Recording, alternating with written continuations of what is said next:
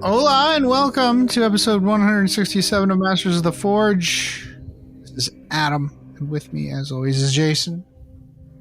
Hey, Adam. Hey, no, we're not gonna sit here and play the fading Doppler, in and out game. Doppler effect. No, because I'll forget that I've done it. Yeah. I'll forget that I've done it, and then I'll start doing I'll go through to start doing the editing, and I'll start freaking out. We did something like that before, not Doppler, but something else, and I went back to edit, and I was like, "What are we doing?" So this is to stop myself from doing something dumb. Okay, there we go. Mm-hmm. How's it going, Adam? Good. And this week it's the two of us. But we also have friends who showed up to talk later. So this episode is the 40K Apotheosis. Yeah. Or STC Apotheosis, which I threatened to bring up this last week for making some customized characters in your Crusade games. And we're also going to talk about AoS 3rd edition. Every time we get out a new edition of AoS, Games Workshop is kind enough to send us a box, and this time is no exception. So we'll devote some time to that since they were kind enough to send it. And we had some local friends come and play and talk about the game. So without further ado, actually, it's probably not pronounced adieu. It's like adieu. Whatever. Jason, how has your hobby progress been in the, the times of summer? So I'm going to go ahead and apologize because it's been a couple of weeks since we've recorded. We were supposed to record last week, but I was out of town due to some family business. I was lazy. Not lazy, more like fine. It's just summer. not. I just couldn't. Yeah. It's like I could choose to subtract certain things from my schedule instead of and record, but no. It was good to have some time. So my hobby progress and my gaming actually, now that I have summer, is kind of obnoxious as I'm looking at it. So yeah, here we go. Surprisingly, I still haven't done a full-on hobby bender where I just spend a weekend just hobbying and ignoring the world. But since our last recording, I finished the 30K version of the Armin model, and he's on a flying disc of Zinch, but it's I don't remember where it came from, but it's this very organic looking disc. And so I went through and used some really kind of organic greens to make it look even more alive, I guess. So that one's finished. Amon is finished except for the base. I just haven't gotten the base finished yet. It's primed, it's built. I just need to go airbrush. And I may add some decals on his cloak because there's a really big area that doesn't have anything on it and is broken up. And then a lot of this is Thousand Sun stuff tonight. So if you all you've really been rocking the Thousand Sun stuff. That's cool as heck. Yeah, man, it's work. I'd heard. Well, now's a good time to do it, right? When you're fully committed instead of trying to do it little piecemeal here and there. Yeah. And then I'd gotten the Praetor model from Forge World, and we do a Wednesday night hobby hangout with the guys from the Upstate Honor Guard, and I finished that guy in an evening. And that was just that model. The paint just kind of screamed, "Hey, you need to paint this, and that," and it was really nice to be able to finish it so quickly. And I should really pick up those Forge World Scarab. They're not Scarab Occult Terminators; they're Sekhmet something or other. I really should get those because I think they would work really well. Let's see. Oh yeah, Thousand Sun Terminators. So now I know why people don't paint a lot of Thousand Suns rubrics or Terminators, because there's so much detail work. There's so much trim.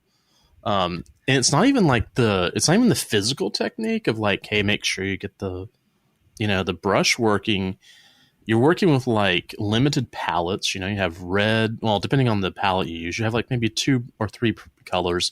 There's so much negative space that it's easy to make a primary color. Like, if you're doing blue as your, the 40K suns, it's easy to go through and have a secondary color become a primary color. Mine are red and white / silver and gold. And I accidentally, on one of the squads of Termies, I just happened to paint one thing, one color, and all of a sudden it's like, oh, that's now their primary color. So, oops. But anyways, those guys, the Termies, are almost finished. They just need some cleanup and decals. You're going to hear this a lot. I haven't done any decals on any of this stuff, or water slide transfers, or decals, or are we missing one? No. I think that's it. Okay. Stickers? We could say stickers and just... Stickers. Yeah. The rubrics, I did 11 of those, or 10 of those, plus an aspiring sorcerer.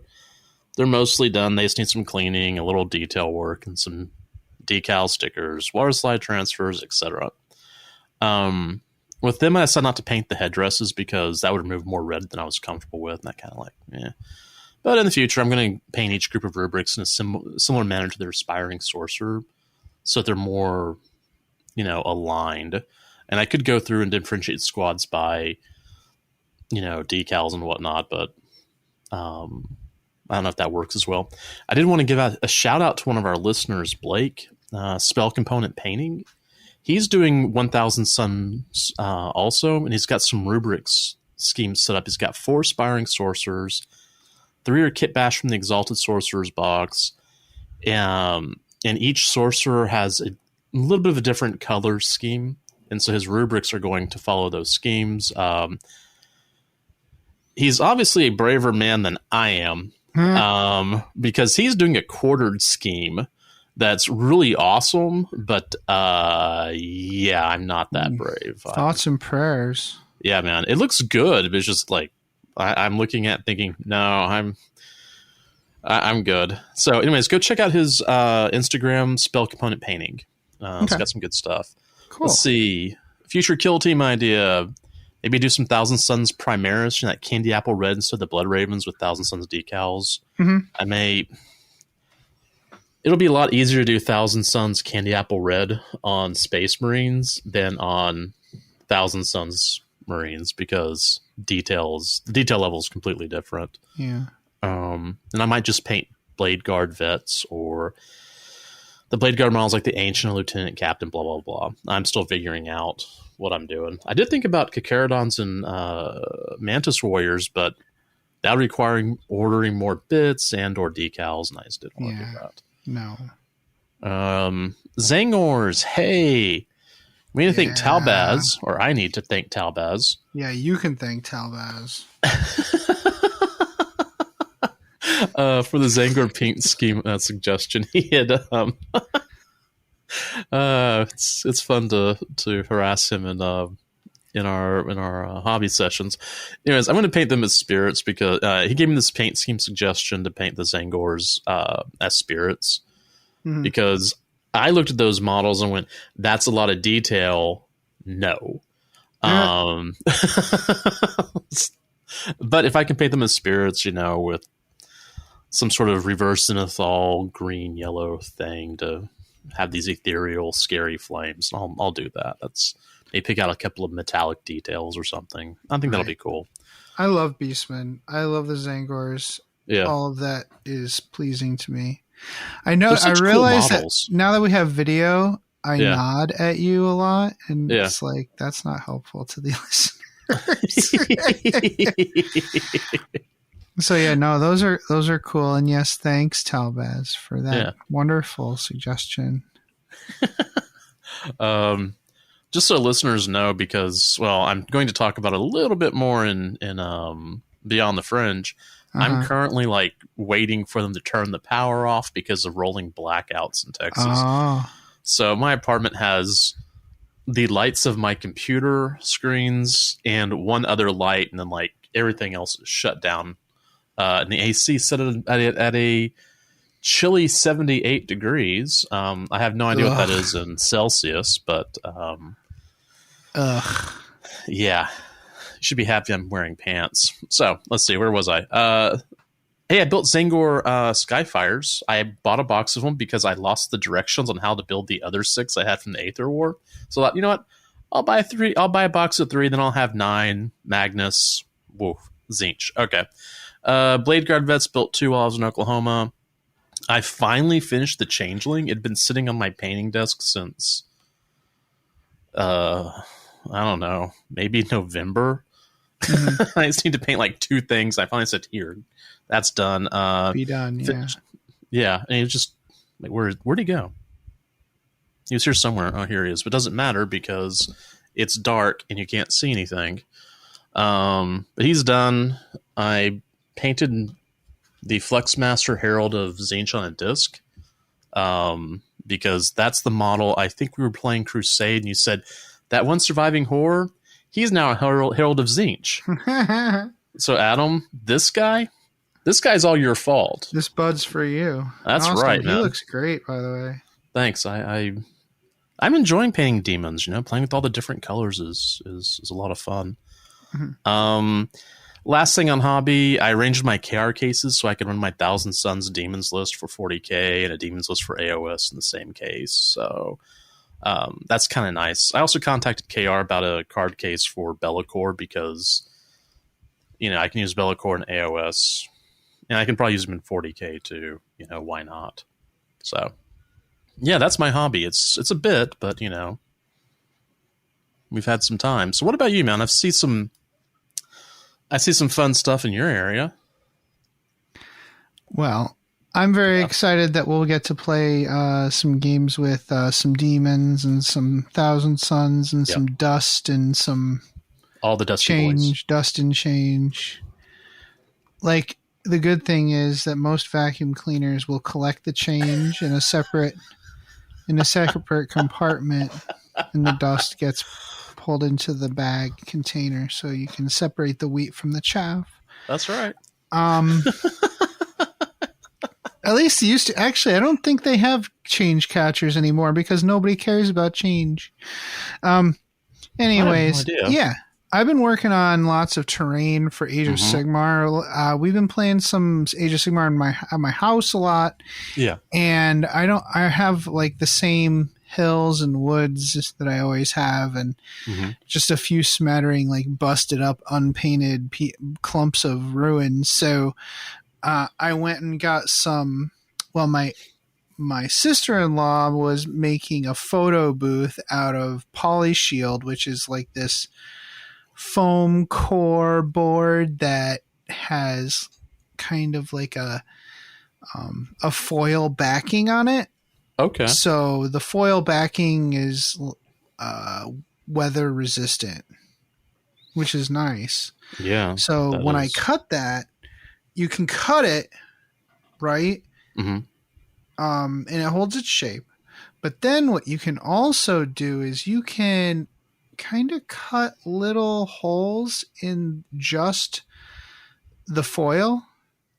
Okay. So I cut like crack shapes and holes in the foil, ripped off the foil, and then started digging into the foam with my finger to make like parts of the wall that were hit by maybe some artillery or that were just crumbling from age. Yeah.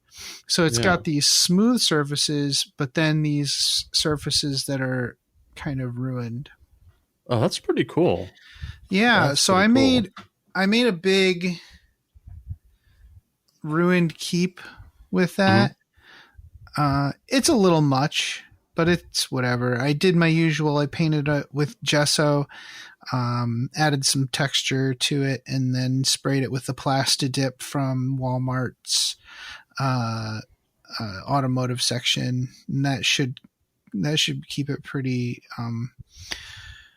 sturdy. I also went to the train store and bought some trees. And then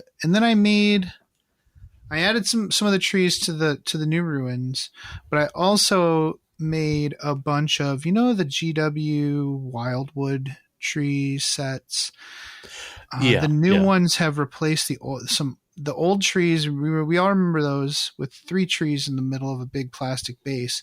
Well, Mhm. now they come in these little, like, the trees set on a thin crescent shaped piece of plastic, like basing, Mhm. and you arrange them in a circle. So it just Yeah. says, like, everything in the circle is the terrain, like the area terrain. Oh yeah, yeah. It's a pretty good, ingenious, like, way to do it without wasting a whole bunch of plastic. So I Very. made the Yeah. same thing, but with MDF. So I cut the little crescent shapes out of MDF. I glued trees to them, and I did some texturing on the base and everything like that. I made like 7 of those. So 7 times 3 is 21. 21 like individual tree shapes that can be arranged into 7 woods. So that'll be good. Like all those ruins. And I repaired some old ruins I made with the Hearst Arts molds, Mhm. and got those base coated as well. So I've got a bunch of stuff that really just needs to be dry brushed and Yeah. flocked, and it'll be good to go. So about the plastidip, talk to me more Yeah. about this. I'm not familiar with that. So the Automotive plastidip, section. I think what it's used for is to protect various, like, not even metal, but pretty much anything from Uh-huh. the elements. So what people would do is, if they would take this plastidip and they would spray, like, under the wheel well of their car or Okay. Yeah. their fuel tank or whatever. It's like an undercoating that's supposed to protect the car from, like, little rocks jumping up Yeah. and hitting it and, like, Okay. taking whatever little dings out of it, or salt damage or whatever. Is it clear No, it's or black. it's black? Okay, so it could be used. Okay. Okay. Yeah, I think it's a polymer of some kind. Okay. Yeah, so it sprays on there and it creates this kind of blanket of clinging polymer that just binds everything together and holds it tight. Cool. I think it would normally melt to the foam, just like most Yeah. other Aerosols. aerosols, but Yeah. that's where the gesso comes into play. Okay.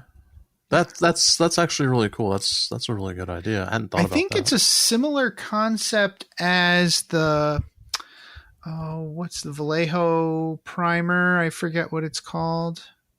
I think that's also got like a rubbery or like polymer component to it that really hugs to the details of a miniature when you spray it. Okay. Yeah. So yeah, that was fun. I also finished the last unit of Def Dread. So these are the ones that Yes.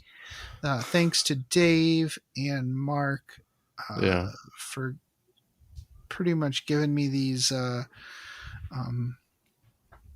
dune crawlers, these Yeah. AdMech dune crawlers that I could use for the legs on them. One of the guys has the top from the Armiger Warglaive. Mhm. And another one is just a regular Def Dread torso, but the other one is the main one of that unit is a Invictor Warsuit torso that I put on there, and one of the orc pilot or the driver from the Squig buggy is the Big Mech sitting in the controls, and Okay. that guy has 4 custom Mega Blasters, which is fine. It's fine.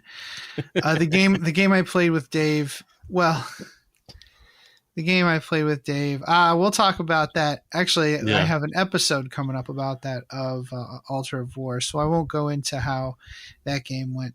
But it was good. I enjoyed playing with them. I got to play with all 9 Def Dreads. It That was is nice. super fun. They're so Yeah. big and so stupid. Like they take up way too much room, but that's fine. I Yeah. don't care. 100mm base looks way better, anyways. Yeah. I sold all the extra boys, like we were talking about, and I Mhm. just, instead of buying models, I just ordered foam. Yeah. because I really needed foam for the def dreads and stuff. So I decided, and I'm going to be taking those places. I didn't order foam for the Tantalus because You're not taking that anywhere. I mean, I might take it somewhere, but I'm not gonna be carting it around regularly. Right.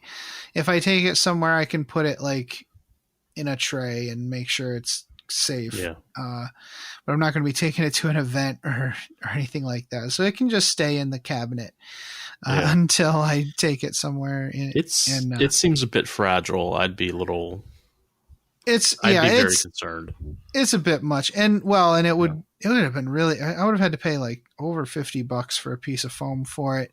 And if it were something I were taking everywhere, maybe I would, but I just can't. I couldn't justify it, especially since I needed more foam for the Raiders, which I definitely need to put them in foam. So I got a foam for the Raiders and two custom foams for the Def Dreads.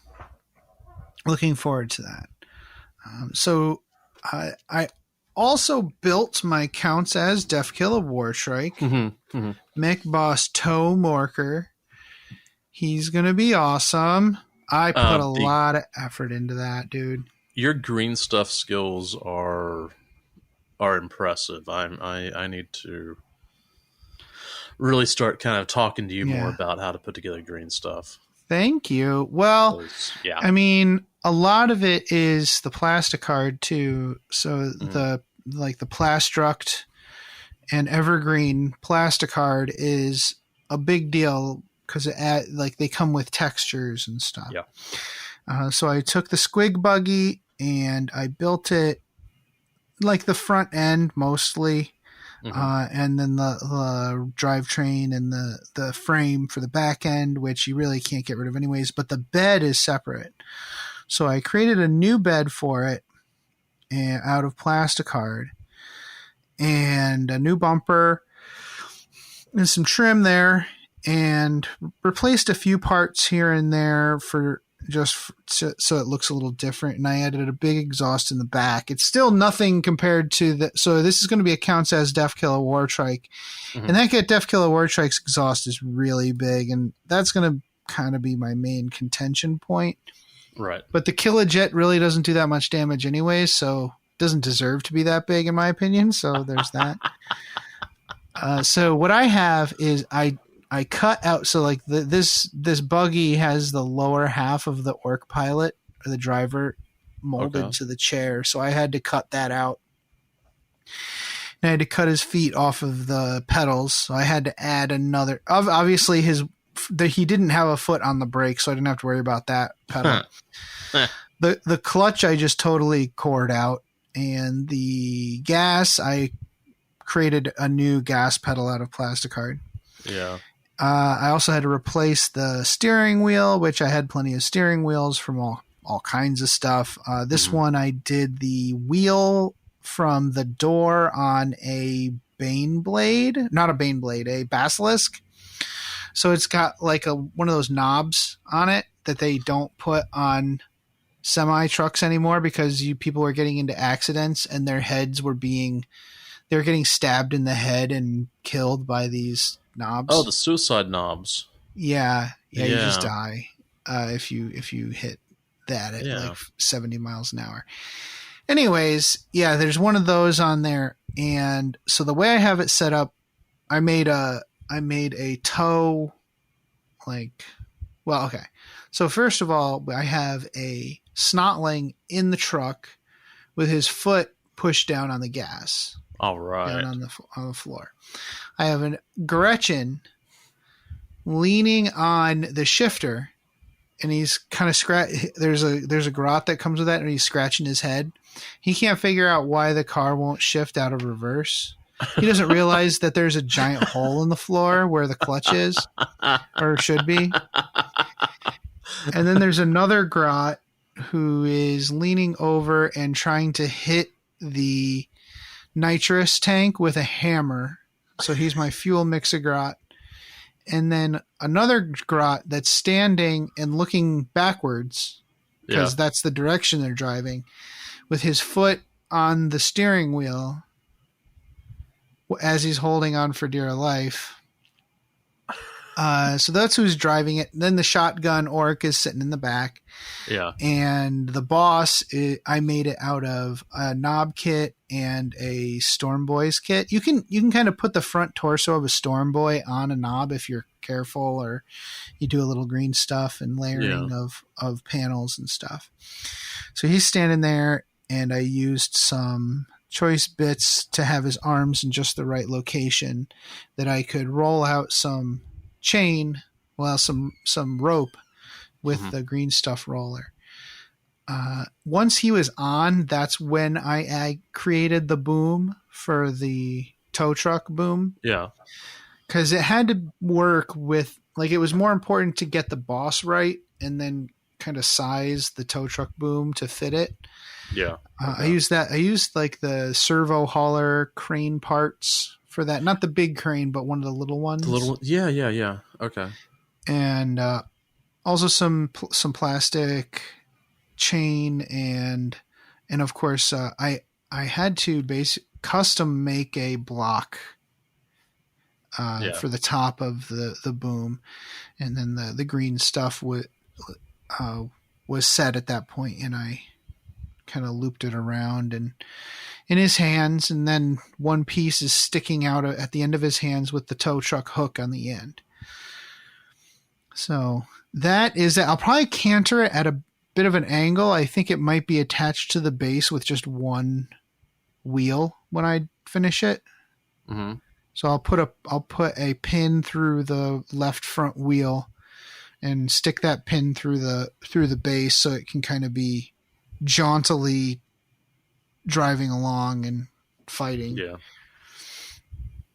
So that's fun. I just have like a base coat blue on that right now. It's going to be tough getting the yellow on. Mm-hmm. And there's like, what did I do? 1, 2, 3, 4, 5, 6 models on that model. It's like a little diorama. So that's what I noticed whenever I saw the pictures. I'm like, wow, that's a lot of detail. Yeah, it's going to be a bit. It's going to be a bit. So, looking forward to finishing that up, and I'm not sure where I'm going to go from there because stuff is coming hot and fast up in here. So I won't know until next week what the heck my next step is. Right. I read Cursed City. That was good.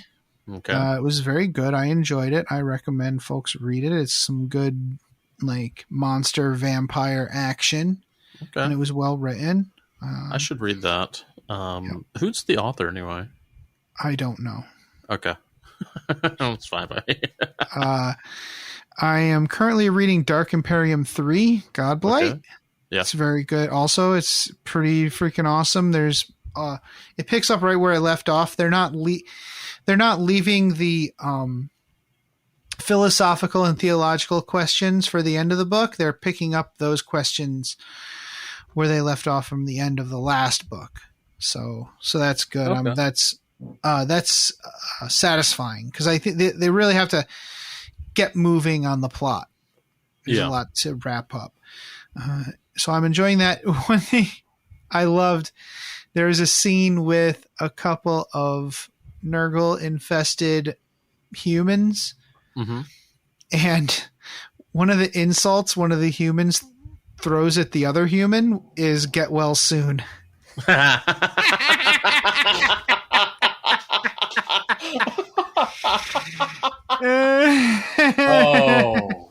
So good. That is brilliant.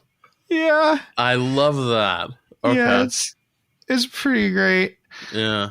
There's a Reddit for the lore changes between the original Dark Imperium 1 and the new one. Remember how we were talking about how they done some edits to it, yeah. They did some edits to it. It's not huge. They did manage. This person did put it in a spoiler tag, which is nice, but it gives some good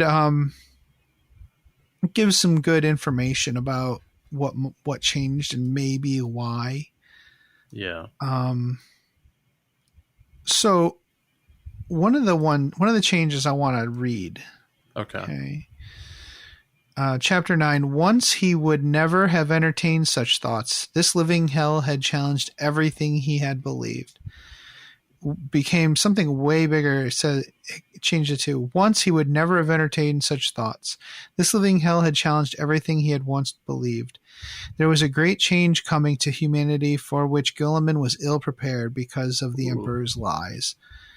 There were other threats abroad now. More players from distant eons whose presence competed with chaos in their danger to mankind. Had the Emperor known about them too? What he had seen behind the gate. ... Focus. Whoa. Yeah, so I think it's possible he's talking about the Necrons or the Tyranids. Tau. But could be other things in there that are unsaid, which is good. That having lots of things unsaid is always nice. Yeah. It gives you more room to maneuver. Mm-hmm. Yeah, it's good. And it is interesting. This third book, they do talk about the nature of gods and stuff, and it's pretty cool. Yeah, like there's a whole conversation between Gilliman and a couple of librarians about whether or not like the Emperor is a god, and whether or not he's a god, and is the hive mind a god, right? Like, who's to say it's not? Are the Catan gods? So it's really interesting. I like it. That does not give anything away. So, and I haven't finished the book yet, so we haven't answered those questions yet. Yeah, I'm looking at the rest of that Reddit, and there's a lot of stuff. There's a bunch of little changes and stuff. Yeah. Okay. Well, interesting. Have you had? I've noticed on some pictures you've been posting of some games and stuff you've been having. That's awesome to see, dude. Oh yeah. Yeah, like that's probably got to be good for the mental health. Dude. Certainly is for me. Dude, it's oh my god.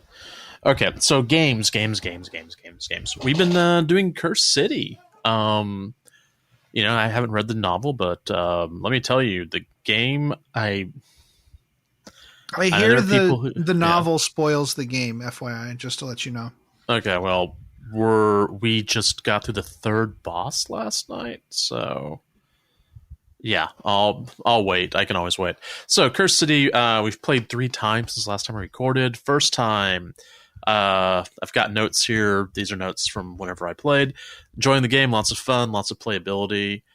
We ended up being hunted by one of the big bads, which I guess is the first one you deal with, and he almost took us out. I mean, just almost smashed us. Is it like a vampire dude? I think so. So we finished those 2 missions, and we rescued some townspeople who considerately gave us a disease. Oh, that's nice. Yeah, me and my sometimes salty sense of humor, I was saying that we had a social disease. So because I don't have to go through and censor that.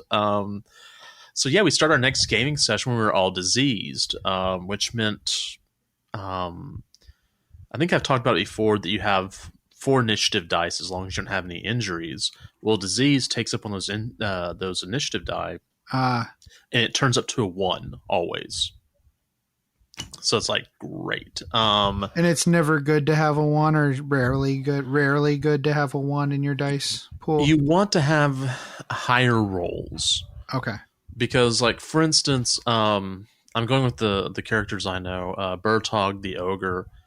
On a 1-up, he can just beat anything with his giant weapon, and it doesn't matter. If he goes all 1s, who cares? Something's still going to get smashed against a wall.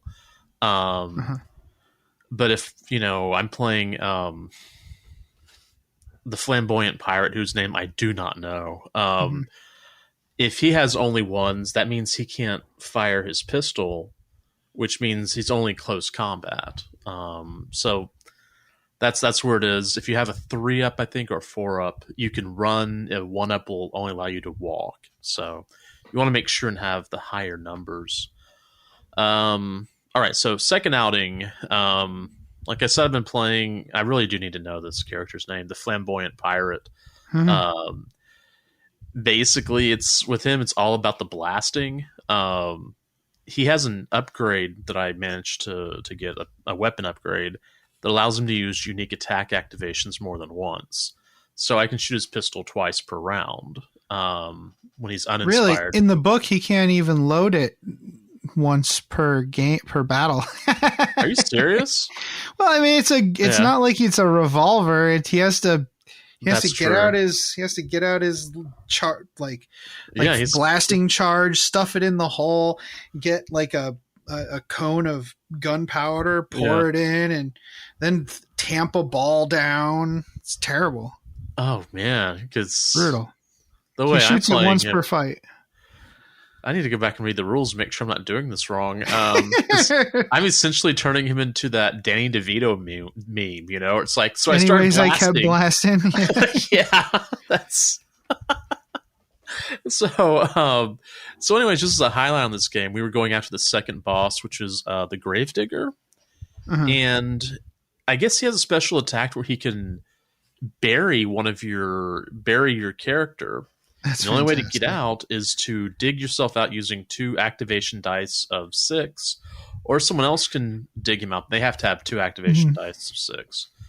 Daw had those, and so he dug out my character, and then, you know, the pirate then activated immediately afterwards and just shot the big boss in the face, removing him from the board.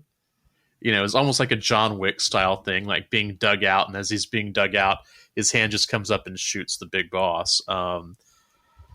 He then spent the rest of that game critical hitting every monster on the way out to the extraction point. And Get out of my way. Pretty much. Everyone else was in the extraction point, and I was the last in the activation. I was like, you know, I've got 7 dice here that I can just go through and blast everything. And it was like, no, let's get out. And then last night we played our third outing, played a decapitation mission and took out the 3rd boss. We're now level 3. There are some really fun trait stacking mechanics. Like as you go higher up, you know, your 2nd and 3rd level, you know, those traits start stacking, and so all of a sudden, you know, you're re-rolling any ones that you have for certain characters. So if you roll a 1, you can roll it for something higher. For another character, I think one is you always have a 6, at least 1 6 every time. You know, you have to have that. So that's actually kind of nice. On this one, we did lose the Witch Hunter because of overwhelming reinforcements and poor rolling on my part. I had 4 crits in a row, and I lost against all of them. So he went out. But we did manage to eliminate the 3rd boss. Who is that? Do you remember? Some dude in a mansion that did not move. He just stayed in his room. It was really weird. But we had to take out all the phylacteries before we could get to him. So, but one thing that was weird about him was he had the ability to turn off the destiny dice while he was still alive. And a lot of times you have to use those destiny dice or extra dice. And he had them turned off, so it limited us a lot, especially since the Witch Hunter got injured. So, well, either way, it sounds like they're coming up with interesting ways of manipulating the fight without actually having to create a bunch of rules on character sheets or you know, +1 to attack or -1 to attack for this guy. Instead, it's imaginative stuff. Like we have what is basically a lich holed up and sending his creepers after you. Yeah, I think, is that who it is in the Cursed City book? Is it a lich that's just... No, that's I think it's a separate fight, but it's really interesting. Because it was really wild, because we had all these bats and all these rats coming at us constantly. And we finally got to he has this guard that's kind of this, it's one of the bigger models. It has 10 wounds, and it's really kind of tough to take out. And that was kind of his bodyguard. And then we took him out, and he kept coming back. He kept respawning. So Let me see. We did get cursed a couple of times during this mission. So diseased, you go through and turn one of your dice to a 1. And when you're cursed, what is it? You end up taking extra damage. So yeah, that's it. It was fun. It was a pretty wild. I mean, the entire thing's been really good. I am hoping that Cursed City will be reissued soon, because I think it's a really good. It took all the mechanics of Blackstone.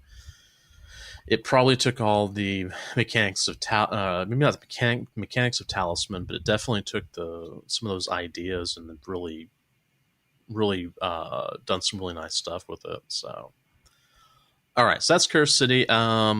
Locally, the Inquisition War has begun. I haven't participated yet. My last Inquisitor has been lost in the warp. Thanks, Keith. So that Inquisitor had a Space Marine bodyguard. I'm considering doing the same with this one. I'm still figuring out the profiles for the scratch builds. Actually, I'm waiting for 60 millimeter bases to put these guys on.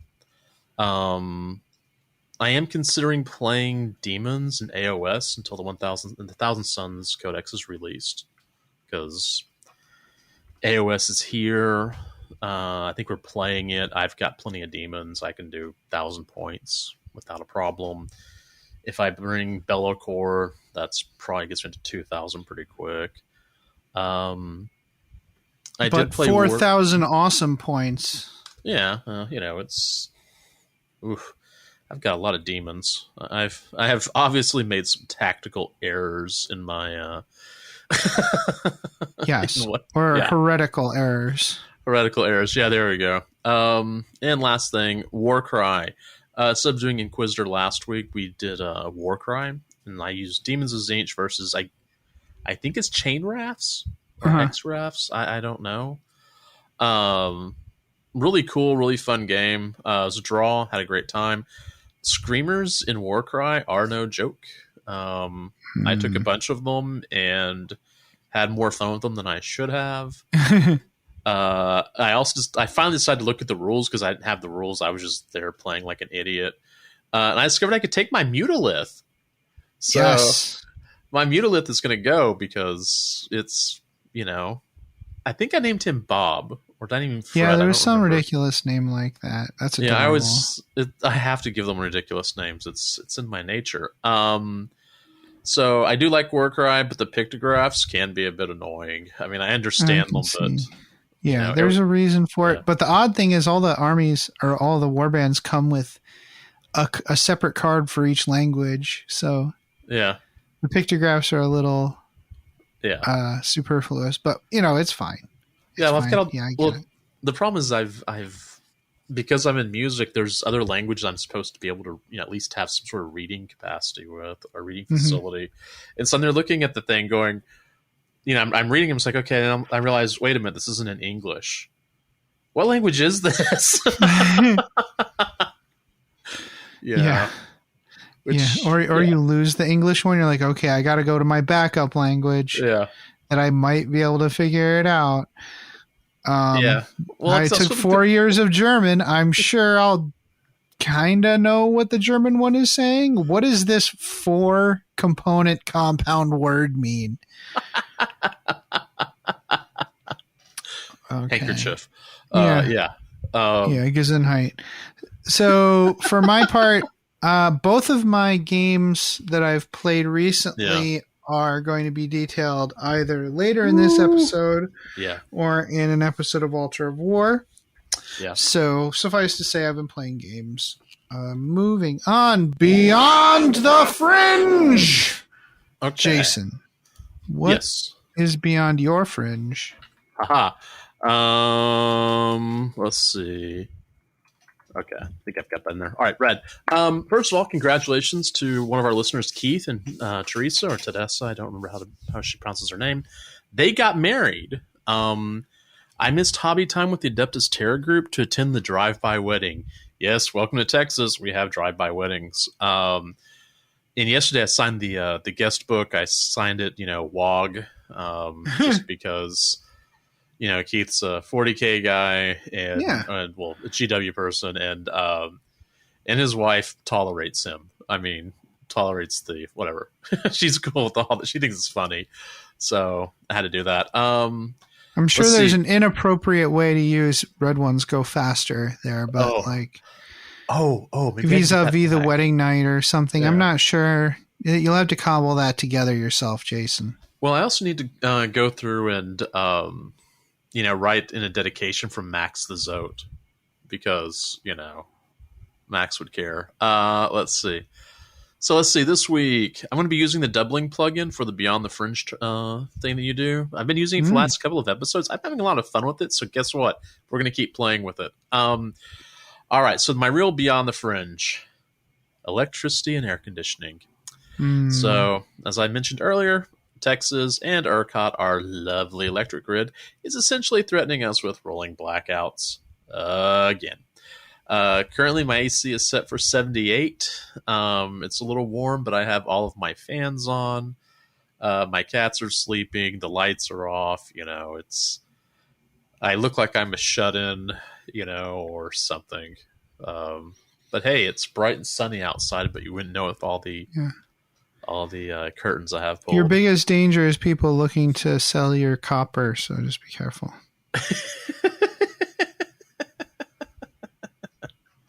So what about you, man? What's your Beyond the Fringe? How dare you? What? You know for a fact that it's still blank. It's still blank? Uh-huh. So have I called you out? So how dare you?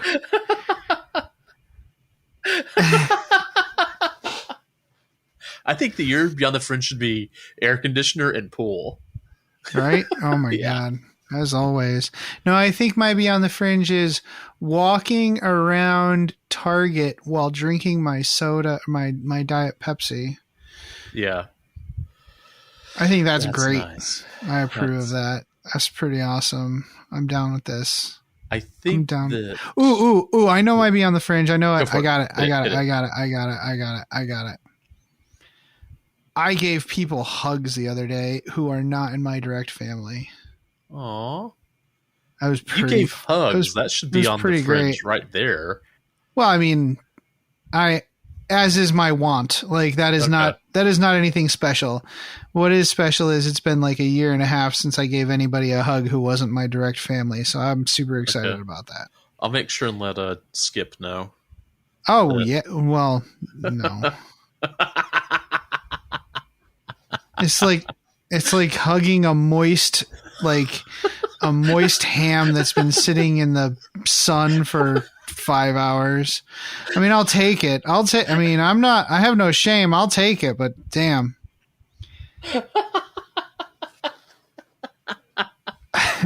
So what do we have on the Astropathic communique, Jason? I think your entry is in the top portion there. Yeah, so we had the rumors, the new Horus Heresy box. Yeah, and it looks pretty legit. So it's supposed to be what? 20 Marines, 5 Termies, 2 characters. No. 20 Beakies, dude. Okay, 20 Beakies. Sorry, 20 Mark 6 Beakies. Hell yeah. At least 10 of them are Beakies. I think they're all Beakies. That's very exciting. Look like that. It is a later heresy. Yeah. Oh, it's definitely later heresy. A Dread, and they keep saying Plastic Spartan. Yeah. So there's letters in the bottom. It says terrain not included. Those words do not say Spartan not included. Yeah. And I wonder, like, dude, what if it's more than just the Spartan? Maybe they've been toiling on these kits, on these vehicle kits to get them in plastic. Can you imagine all those kits in plastic, or at least a huge number? I want to believe. Do I believe? No. Designing probably would be fine. Actually, trying to get them produced in the current the plastic production that they have currently during COVID. No. No, it would be such short. It would be such short numbers that people would lose their damn minds. Like people already lose their damn minds over how little availability there is during a giant pandemic that, and also shipping woes and also increased demand and whatever, all of those things, FGW, they're terrible. Yeah. Oh, this isn't an S show. Is it? That's in a couple episodes. It's we'll be doing that later. But still, anyway, I want to believe that a plastic Spartan could happen. If it said plastic Sakaran, I would be like, okay, I believe that. But the Spartan, I don't know. We'll see what happens. I just don't. Right. I don't know. It's one of those things that we had. Plastic Thunderhawk was rumored for how many years? Well, and we got one. Yeah, we did in Adeptus Aeronauticus or whatever it's called. Yeah, so yeah. Basically, I was thinking the Kauthbuck was essentially, I think it was either 20 or 30 Marines, 5 Termies, 2 characters, and a Dread. So I don't know. That's the other thing I'm having. I don't know. We'll see. It would be great. I would love to have Mark 6 Beakies. I would love those because, I could. I've got a Raven Guard army. I can use them. I'm fine. Well, I'm also very excited about the new orcs. Oh, yes. Yeah. So, how are you going to recover from this financially, Adam? Do we want to talk about divorce? Probably, because... Or she's going to stab you. No, well, yeah, I'll just die. Yeah. And she can sell my armies and buy another house.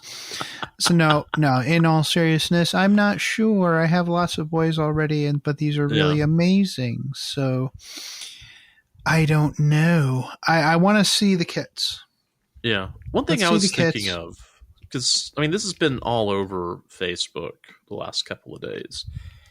And I keep hearing people say, I think I'll just get rid of all my boys to buy new boys. And all I can think of is, but orcs, as they get better, they get bigger, they get greener, whatever. Wouldn't you want to have, mixed, groupings, where you have different sizes to show, hey, this orc might be a boy, but he's still, he may be one of the boys, but he's still, just that much moving up. Something else. Yeah. He's moving up. Yeah. I think that is a neat idea to kind of mix and match them and put them in units that already exist. That hadn't occurred to me. That would be cool. Yeah. I would like to see. I think I would like doing that. And then the mono pose aspect that people are assuming it is would be deadened a little bit. But also, you can throw shoulder pads on these guys and different heads and whatnot. So I really don't see it as a problem. Some people are upset, but after Orktober in 8th edition, I really have no faith in the orc community and as a whole to put forth reasonable comment section. So it's fine. We'll see. I'm not gonna say I'm buying many boxes of this until I see the actual sprues. I'm just going to say this because it's my favorite orc saying. All Warhammer, all 40k kits are orc kits. Mm-hmm. Yeah. That's fine. Yeah, when that new Spartan comes out, I'll have another battle wagon. That's Spartan kit. What are you talking about? I've got a new battle wagon.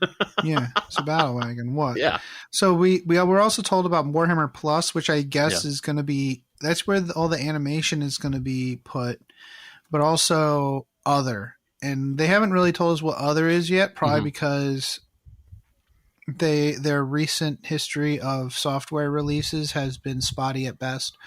So they don't want to overpromise.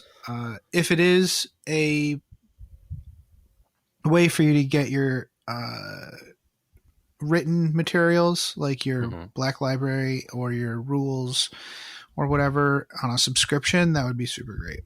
Yeah, that would be kind of nice. Mm-hmm. I'll still always have I will always have the book codexes just because that's who I am. Yeah. Fair. You know, and that's I know this about myself. So yeah. Also on Twitter, Artist Empire said today that they're in White Dwarf 465. If anybody, if you recall, Artist Empire was the guy who did my paint over of my Thunderhawk, the guy who did like an action scene with my Thunderhawk. Yeah. And a bunch of his work was featured in White Dwarf 465. So go check that out. Okay. I need to go back and double check the numbers. Okay. I'll go look at that. Well, That'll be it's cool. a new one. It's the one coming out this week. This week? Okay, which means I don't This get week, it until the week after. Okay. Right, yeah. A lot of people don't get it till later, the subscribers. Yeah. Cool. But yeah, he said he's gotten a bunch more commissions and stuff, which he deserves because he's freaking rad and he does great work. Well, I like the work that he did on yours because I sat in on that live feed for a little bit. You know, because he was just talking to you and like figuring out how to make those layers even more interesting and whatnot. I was like, yeah, that's the way to do it. Nice. Yeah. So that's the hour-long intro. If you stick around, we are an hour. Oof. Yeah. Okay. I really shouldn't have put this candy cane in my mouth. It is. I can't talk. How many licks does it take? I never made it without biting. When we come back, we're going to talk STC Apotheosis. And after that, we're going to talk about narrative play Path to Glory for Age of Sigmar. And how we might adopt some of that stuff for Warhammer 40k. Ooh. So stick around. Okay. Stupid candy cane.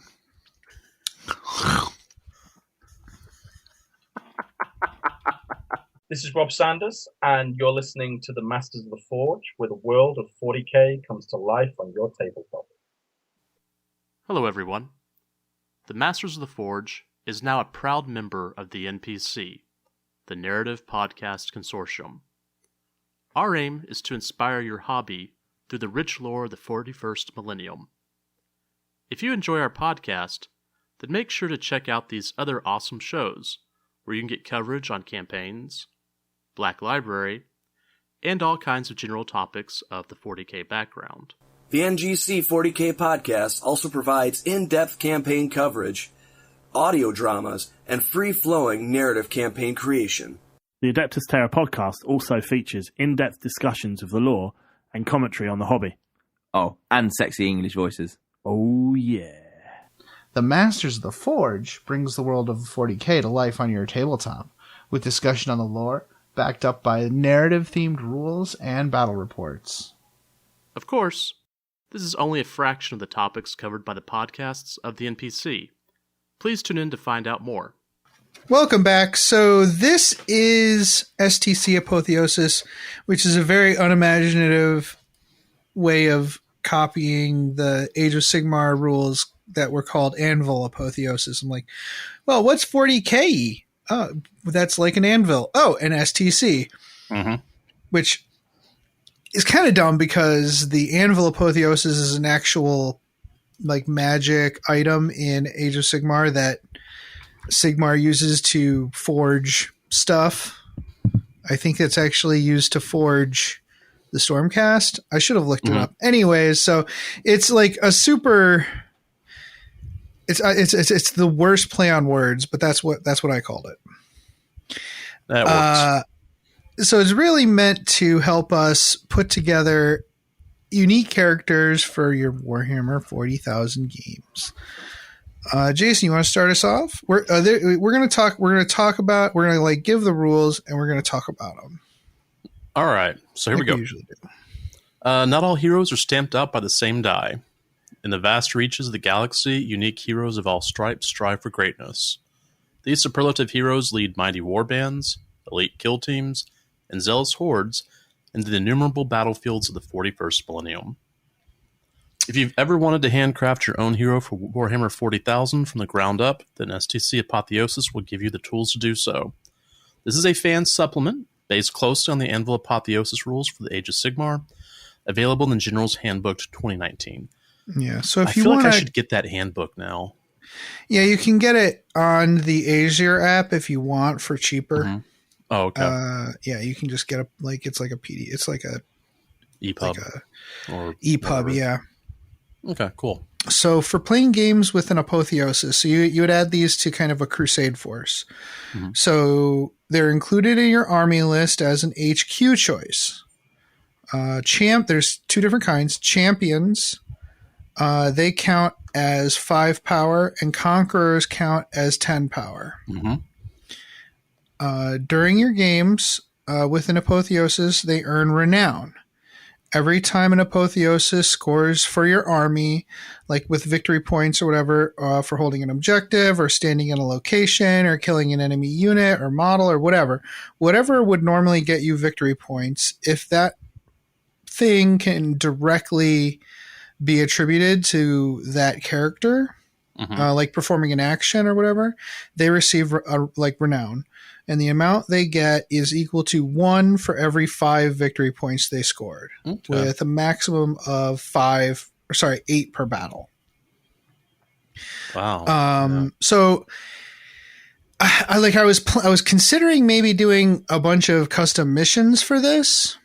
Yeah. But it all came down to, let's just do like missions that already exist, but instead make the character do everything. Mm-hmm.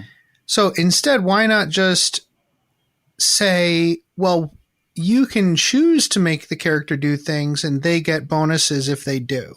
Mm-hmm. So it doesn't matter what mission it is. Your other models could do the things if you wanted them to, if you wanted to win the game, or you could risk your character doing them and try to earn some renown.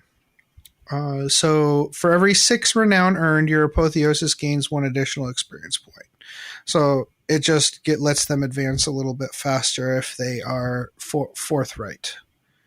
So we were, whenever I started looking at these rules, kind of proofreading them, I started looking up to see who has 5 power, who has 6, etc. Mm-hmm. And Space Marine librarians are 5 in the power armor. Those are good. Good champions. And then I was looking at, well, what about the Thousand Sun Sorcerers? The Exalted Sorcerers are all 6 power level. And I was thinking, hey, these guys can't be champions. And I thought, wait a minute, it's 1,000 Suns. These guys aren't champions. They're conquerors. Yeah. They're not scrubs, man. Well, and also I totally forgot I did up it to 6. Oh, did you? Okay. Yeah, and I forgot to change it in this one section. Oh, okay. Well, I'm going to tell you this, though. It's not 1,000 Sun out there that's going to want to be a champion. They're going to be a conqueror. Understood.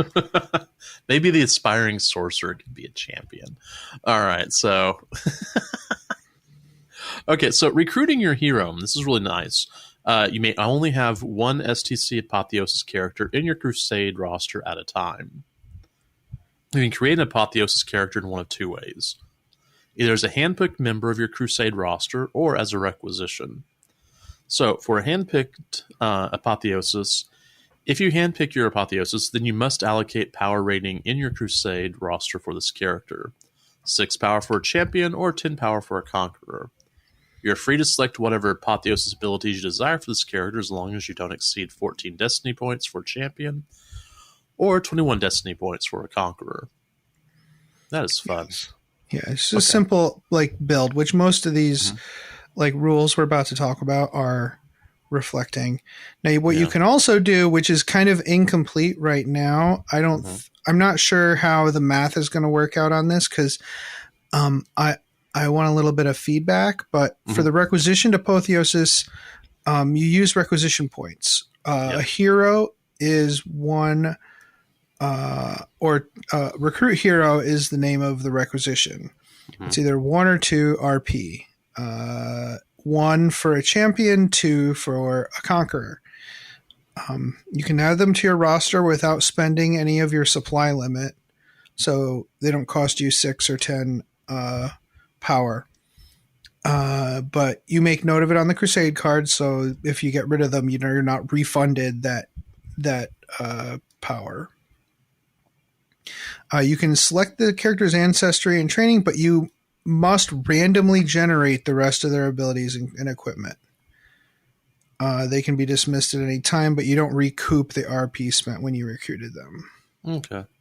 So I don't have any random tables on here yet because I think the costs for all the abilities are deeply in flux right now.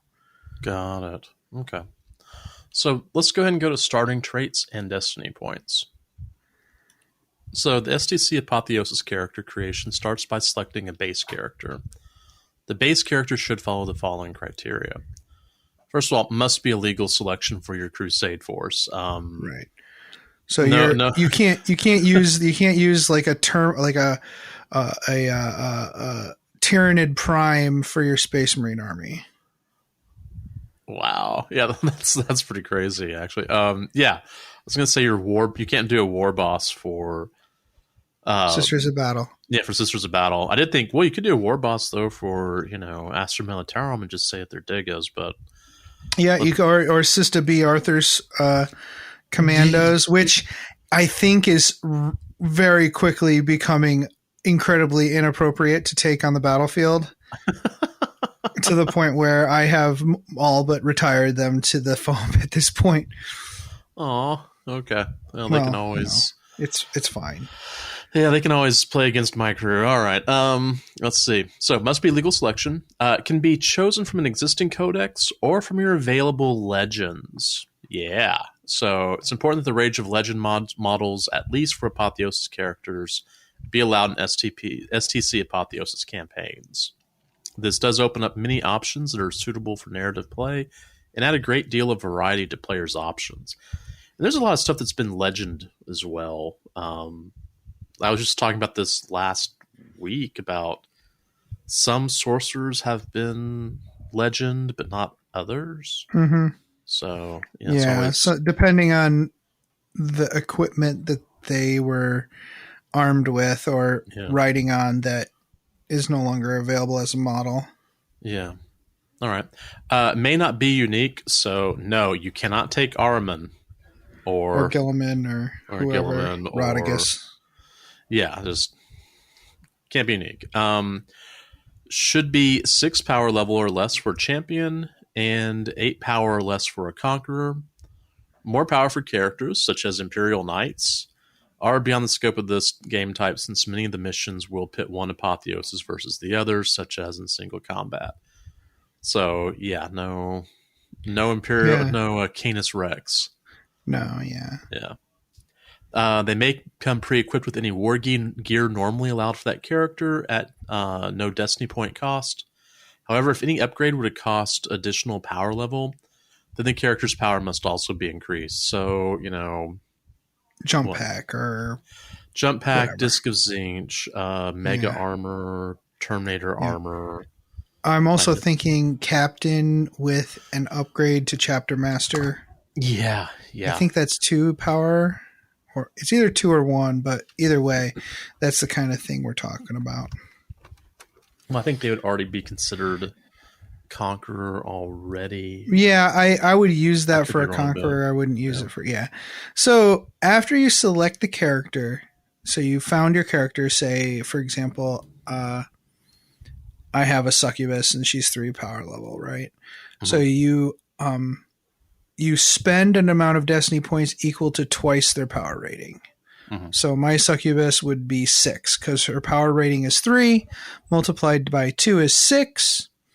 So the starting destiny points for a champion is 14.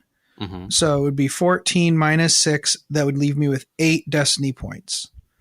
If I was building a Conqueror, she would be 21 destiny points minus 6 for a total of 15 remaining. Okay.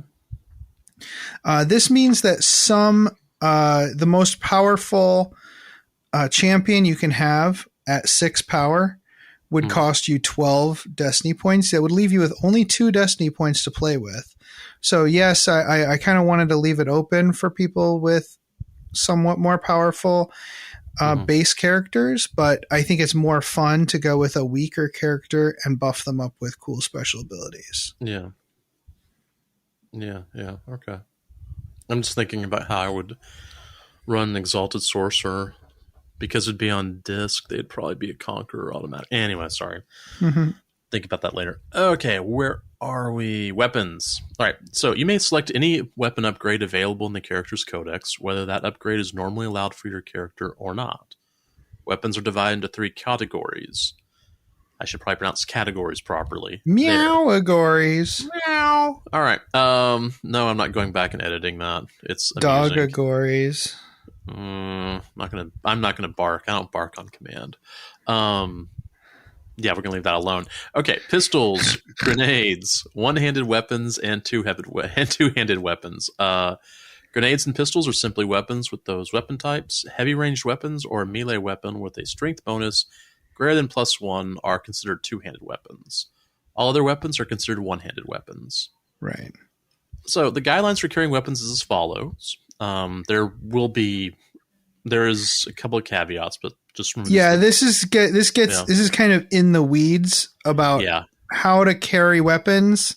Yeah, and it's really just, imagine a model. If the model has 2 hands, it holds 2 weapons or one big weapon. Yeah, that's really all there is to it. Yeah. So your character may have no more than 2 pistols, no more than 1 grenade, and your character may either carry a single 2-hand weapon or 2 one-handed weapons. If a weapon selection would be illegal, you can remove any weapons normally carried by your base character in order to make it a legal selection. You do not receive Destiny dice, Destiny point refunds for doing so. So, like, if they already have a power sword, but you want to give them, say they have a power sword and bolt pistol or whatever, you don't get refunded the cost of a power sword for equipping him with a thunder hammer or whatever. I think that would be something that our buddy Mark would do for his character. He's got a captain.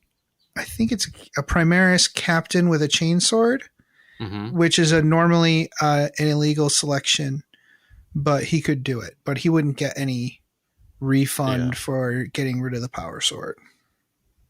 Got it. You can purchase some abilities later that give you the ability to wield additional weapons, whether from a mount or from extra arms or some kind of armature like a Tech Marine harness.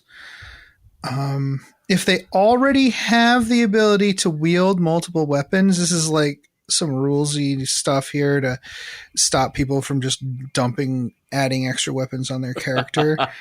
So they're locked into those weapon types and they can't add more, even if they're for a different type. So, for example, if your character already wields 3 one-handed weapons, such as a Tau commander, has like 3 assault weapons on them at all, sometimes, you can only ever replace those weapons with other one-handed weapons.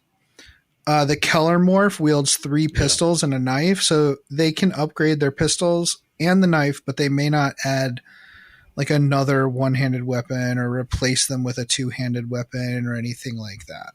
That was the first thing I thought of was a Keller Morph. Right. Those are such specialized models that it would be a bit much to just start swapping stuff around. Instead, just build yourself a custom character instead of upgrading the Keller Morph personally. Yeah. Well, one of our locals has a Keller Morph, and it is deadly in kill team. I bet. I bet those 4 people. Yeah. All of these weapons have Destiny point costs. I'm not like these additional weapons have Destiny point costs, like for higher AP or extra damage. I'm not going to go into the weeds about that. Suffice to say, your weapon is going to cost between 1 and 4 Destiny points. Yeah. The 4 Destiny points, that's going to have to be quite the weapon, but yeah, definitely. All right, so abilities. Each ability below has a Destiny point cost. You may pick any number of abilities for your character, but not in excess of your Destiny points total. You may not select an ability more than once unless otherwise stated. All STC Apotheosis characters have the Destined for Greatness ability. So first up is Destined for Greatness. That is a 0-point ability. A unit with this ability cannot lose more than 3 wounds per phase after all saves and other damage mitigation has been resolved. So this is kind of narrative armor, you know. Yeah, it's plot armor. Yeah. Gazgul has it. I think some of the a lot of the named characters have this. Yeah, and they should. I mean, that's Mhm. that's what they're there for, you know. They're the big bad. All right, battlefield presence. This is 1 or 2 destiny points. We have increased the range of one of the character's auras by 3 inches. If you paid 2 destiny points for this ability, then instead increase the range of all these characters' auras by 3. Wait, all of them. Yeah, sorry. Bulging muscles. Sorry, I keep thinking Ren and Stimpy. This character may wield 2-handed weapons or 2-handed melee weapons as if they were 1-handed weapons. They also do not receive a penalty for moving and firing heavy weapons. Yeah, man. It's the Rambo trait. This ability can only be selected by a character with a strength characteristic of 5 or more. Okay. Yeah, so imagine like a Terminator captain with 2 Thunder Hammers. Yeah. That would be kind of fun. Cool. Yeah. Pretty cool. So next one is kind of this is going to be a boilerplate one. A lot of people are going to take this. It's the characteristic increase for 1 or 2 points. Yeah. And all it does is increase one of your character's characteristics by 1. You can select it multiple times, but only once for each characteristic for a champion, and twice for each characteristic for a conqueror. So you can only increase toughness once if you're a champion, but you can do it twice if you're a conqueror. I expect the higher level ones to have increased stats, you know. Oh yeah, definitely. It's 1 point for leadership, weapon skill, and ballistic skill. It's 2 points for wounds, toughness, and attacks. Movement and saves. Movement and saves are covered elsewhere. Yeah. Next one is cunning. It's only 1 point. Select a second warlord trait for your character, and at the start of the game, you decide which one you want to use. But then once per game during the command phase, you can switch to the other warlord trait. That's actually that could be a lot of fun. Yeah, I think that's cool. Of fun. Sometimes the warlord traits are physically based, not command based. Mm-hmm. So I think it might be fun to say, you know, it might not make sense to do that, but other times, like say the orc one, there's like an orc one where you get +1 toughness and +1 wound or whatever. But I can imagine like halfway through the fight, he just grows. Right? Or maybe a human character takes some kind of potion, like some kind of stim or something like that. Okay. So you can, the whole thing is to narratively come up with ways to represent it on the tabletop. Don't do it just because it's good, you know. Do it for for the story. So after this, we have like this is a really big section. Yeah. This is the companion. So it'll cost you 3 points or 5 points. The first companion is 3 points, and the second companion will only cost you 2 points after that. Yeah. Because there's like diminishing returns. So Jason, so first of all, you put them on your base or you put them on a separate base, but if it is a separate base, it's just kind of like a token. Yeah. And baseline, what it does is it has 2 attacks at strength 4, AP dash, damage 1. But you also pick 1 special ability for your companion from the list below. Okay, so the companion may also provide one of the following abilities, and there's quite a bit of. These are all really flavorful and actually really a lot of fun. Bodyguard: the strength of the companion's attacks increases to 5 and the AP to -2. We have Null, which this one's actually really interesting. I guess you and I got kind of into this discussion about stuff to do, and null just came up for some reason in my mind. The companion may attempt to deny one psychic power in each enemy psychic phase. Psychic well, a lot. You know what? Where that kind of came from? We had a message on the Facebook page. Oh, from I cannot remember his name now. Ryan. Oh, sorry. Well, the problem is Facebook pages are impossible. Like they're just the user interface is so bad, and clicking through and finding where these messages are is it's a nightmare. Yeah. But anyways, that idea came from Raymond. Thank you, Raymond. There we go. So he was wondering what like a psychic null would look like on the tabletop, and we added it to these rules here. Yeah. We then have psychic resonance. Once per game, you may re-roll one or both of the dice when manifesting a psychic power. Psyker. Through this companion, the character may attempt to manifest the smite psychic power once in each friendly psychic phase. If the character is already a psyker, then when they successfully manifest the smite psychic power, they deal an additional mortal wound. I like that one. Living bomb. Some of these make me laugh. All right, so living bomb. Select a unit within 18 inches in your shooting range and remove the companion from play. The selected unit suffers D3 plus 1 mortal wounds. Boom. Yeah. Bomb rats from Necromunda. Bomb squigs from Orcs. Yeah. Just those. Any angry marine. Oh, basically a living bomb. Informer. The companion provides one additional command point at the beginning of the game.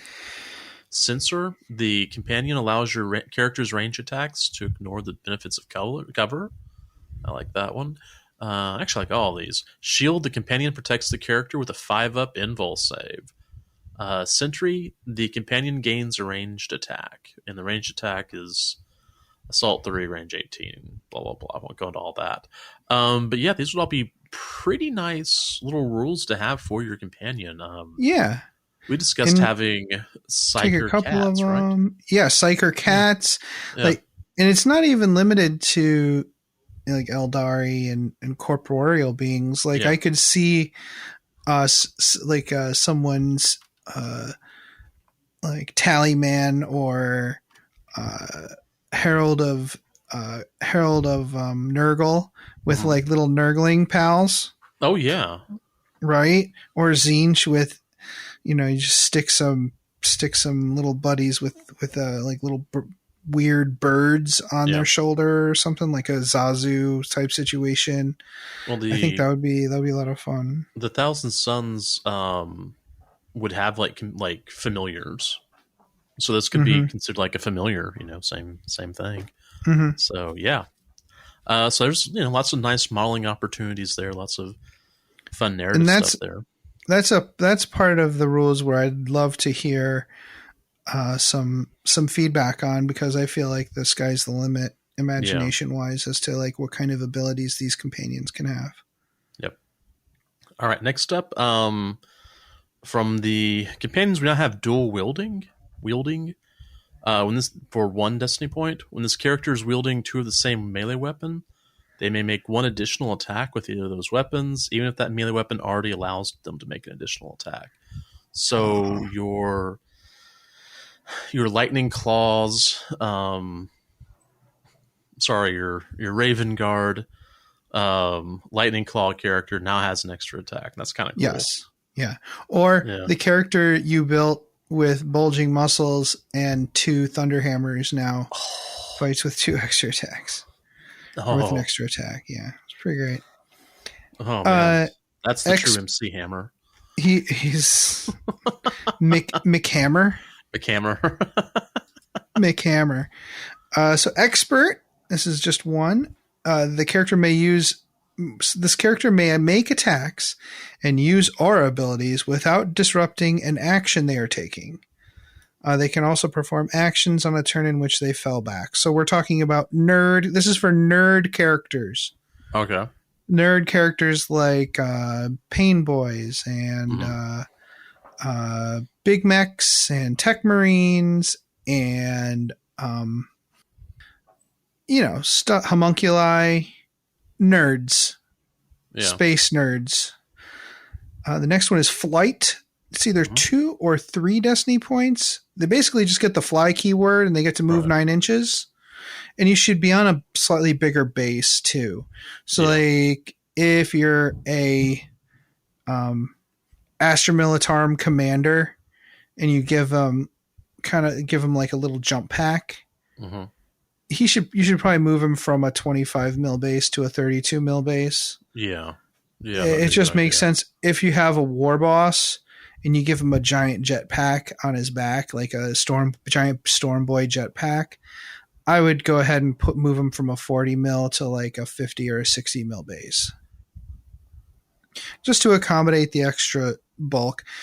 It costs 3 Destiny points for Flight, but if you've already taken a mount, it's only 2 points because the mount is already providing some speed, and it would be kind of it would be a little overlappy and expensive for a flying mount. So it would only cost 2 for a character with a mount.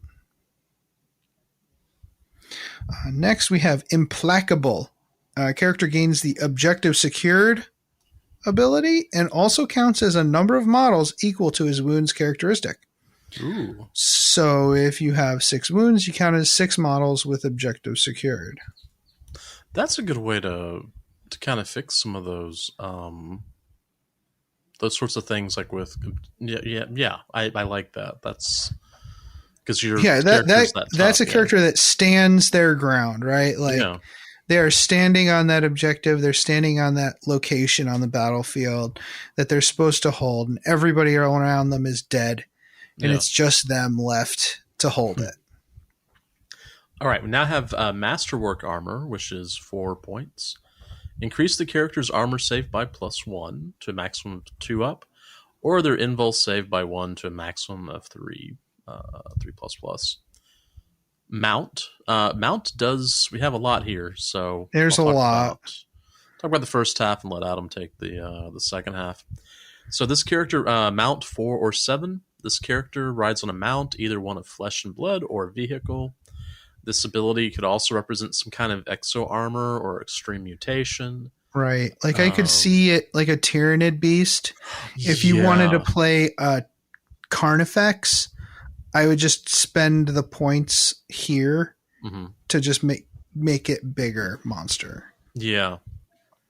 All right, so the characters should increase their base size to accommodate the new model's girth or the model's new girth. Usually the same base that would be provided with the mount's base model. So the character's infantry keyword changes to cavalry, bike, vehicle, or whichever appropriate keyword or words are necessary to represent the character's new form. For example, if the character is a Dark Angel, then it might be prudent to give them the Ravenwing keyword, and the bike keyword if you model them on a bike. They need to be, And there's no... This is like not one of those airtight rules. You be reasonable. Use the keywords that make the most sense. I'm not going to go into 5 paragraphs and like list which keywords you should give to which models. You know what to do. If you're saying, I need I want to make a Carnifex guy. Okay. It's a monster. Give it the monster keyword, you know. Definitely. So the character speed changes to 12 inches, and their toughness and wounds characteristics both increase by 1. This can be taken in conjunction with the characteristic increase ability. So if you spend 7 destiny points in this ability instead of 4, then the character's strength characteristic is increased by 1, and their wounds characteristic is increased by an additional 1. Cool, that goes in, takes care of that. Yeah. So the idea here is just basically size and mass increase. If you want to do like a big buff character, this is how you're going to do it. And this is why it's very specific to this. So you can stack it, right? So if you have a a Chaos Space Marine who wants to be a Demon Prince instead of a Chaos Space Marine Lord. Mm-hmm. So you would just take this mount addendum and just spend the seven destiny points to go and get yourself 2 extra toughness and 2 extra wounds and an extra strength, and then also just go ahead and do a characteristic increase of strength and toughness as well. Yeah, you know, and you're moving at full speed at that point. Right, that's right. So the mount comes with some attacks. It's kind of like, if you're riding a horse, it's got the hoof attacks, or if you're riding a bike, you're, I guess revving your rear tire into somebody's face, whatever. Or I guess you can consider it like a impact hit, right? So it's 2 attacks, strength 4, AP dash, damage 1, just some simple additional attacks for riding a mount. If you're going with a big monster, you could just say, you got like a tail whip or something like that. Wing buffeting, or look at your old D&D dragon stat line to figure out what those attacks represent. Yeah. Then you either choose a primary attack or some kind of ranged weapon. Mm-hmm. So the primary attack is two attacks, strength +3, AP -2, damage 2, melee. It's a pretty powerful attack, like a bite attack or something like that. Alternatively, you can just pick a ranged weapon from your codex, mm-hmm. An assault or rapid fire weapon. And there's just some math in here to say, just to keep it to a minimum. Like you take the damage and multiply it by the number of attacks, and that has to be less than 8. So no melt-a-guns. Yeah. Or stuff like that. You can spend 1 destiny point to add an additional ranged weapon. And you can spend another 1 to increase the ranged weapons to like a heavy weapon or something like that. So you can just keep on increasing these. I can see like using this to create like a dreadnought character or something like that. Oh yeah, or even definitely. a tank commander. Okay, that could be terrifying, but yeah, okay. Oh yeah, to make the tank better. Okay, yeah. Okay. Yeah, it wouldn't. You would still be using like, I don't know, Imperial platoon commander or something, but you're adding this mount, you're increasing his toughness, you're adding all these weapons, and all of a sudden this guy is surrounded by metal. It probably won't be quite as good as a tank commander, but it would do the trick. Okay. All right, so next, have we finished all that? Yeah. Yeah, we're done with that. All right, so null, 2 or 5 destiny points. So for 2 destiny points, this character may be a weak, untrained, and unregistered null. This character may attempt to deny 1 psychic power in each enemy psychic phase. In addition, the character has the null aura keyword. So psychers, friends, or foe within 9 inches suffers a -1 to all psychic tests. That one's fun. So that one's the untrained one for 2 destiny. For 5, though, the character may be a strong, highly trained, and almost certainly registered null. The character may attempt to deny 2 psychic powers in each enemy psychic phase. In addition, the character has the null aura. Psychers, friend or foe, within 18 inches suffer a -1 to all psychic checks. This cannot be selected by a psycher. That would be kind of funny. Yes. Speaking of psychers, next up, Psychic Acolyte. This character may attempt to manifest 1 psychic power in each friendly psychic phase and attempt to deny 1 psychic power in each enemy psychic phase. It knows the Smite psychic power and 1 psychic power from any disciplines normally allowed to use with their faction keyword. Yep, This and I think cannot... go ahead. I think what we'll do is we'll do you had a suggestion where we do like a psychic master. I think that makes sense, where it would be like 5 power, and you would give them you would give them like 2 psychic powers per turn. But then again, you know, you maybe at that point you start them as a psyker, right? Yeah. Maybe. At that point, I would probably do that. I'd, you know, Flavor of Wood being like the acolyte where it's like, hey, you know, here's this. Sorry, I'm thinking about some of the stuff from the lore specifically. Like, or if you already are a psyker, you can cast 1 additional per turn or something. Yeah, and the thing I was thinking of was like maybe, you know, it's a lieutenant that all of a sudden or lieutenant, all of a sudden he has, you know, a psychic power ability. You know, he's on the battlefield and all of a sudden he's blown someone up with his mind. You know, that's kind of what I had in mind here. Just a reminder, this cannot be taken by the Drukhari, the Necrons, Tau, Black Templars, or any other faction which abhors psychic powers. So no, you don't get to have the Tau Nikasar just yet. Mm-hmm. Sorry, it's still my favorite. My favorite unit from the lore that we don't have a model for. Flat bears, space bears. It's That's psychic space bears.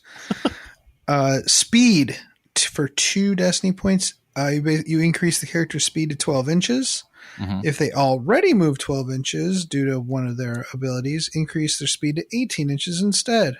Yeah, that's very fast. I might have to. Yeah. I'm gonna have to adjust that.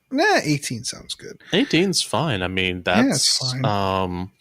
Exalted Sorcerers on Discs of Zinch have 12-inch movement. Yeah, and most of the orc buggies are like 8 or 14. Yeah. So, yeah. And weapon mount. Yeah. Oh, go ahead. Weapon mount 1 or 3. A character is equipped with 1 or more weapon mounts or extra arms. Yes. Which allows them to carry 1 additional one-handed weapon per weapon mount. It costs 1 destiny point for 1 weapon mount or 3 for 2. So it just lets you add more weapons. Yeah, you can, I mean, you know, the doc decided to go ahead and you know, sew on an extra arm. Right. Yeah. Or again, you're playing some kind of Tyranid, or or you're playing a Tech Marine or a Space Marine who has an additional like weapon mount on their shoulder or something. Yeah, like that. I think there's some Thousand Suns modeling where in the Exalted Sorcerer box, like you have an extra hand that's holding something. Mm-hmm. You know, that I think most people just paint that as kind of a ghostly type image. So, yeah.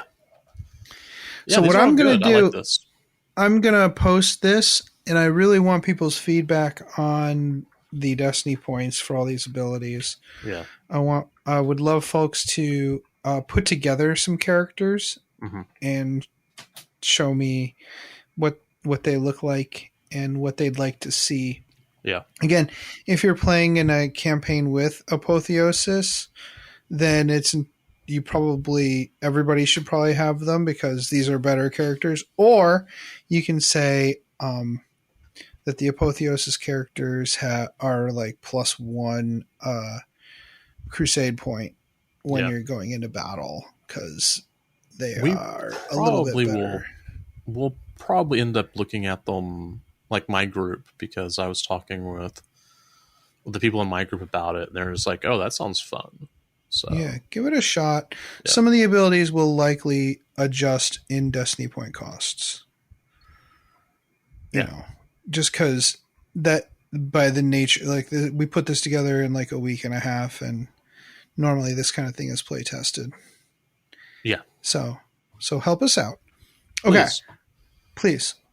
All right, we're going to take a quick break, and then we're going to come back and talk briefly about the new narrative play in a Path to Glory system in AoS.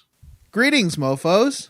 Are you out of George Dickel number 8, staring at a broken chess machine? Well, don't want to spend the rest of the year tied to that couch?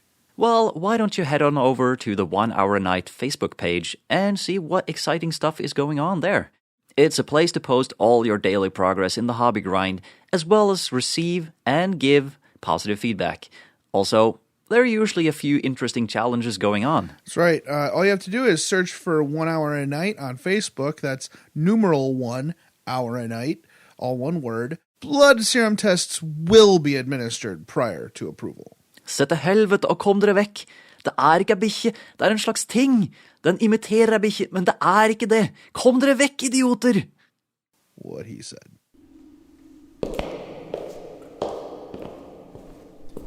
Damn, I knew it was around here somewhere.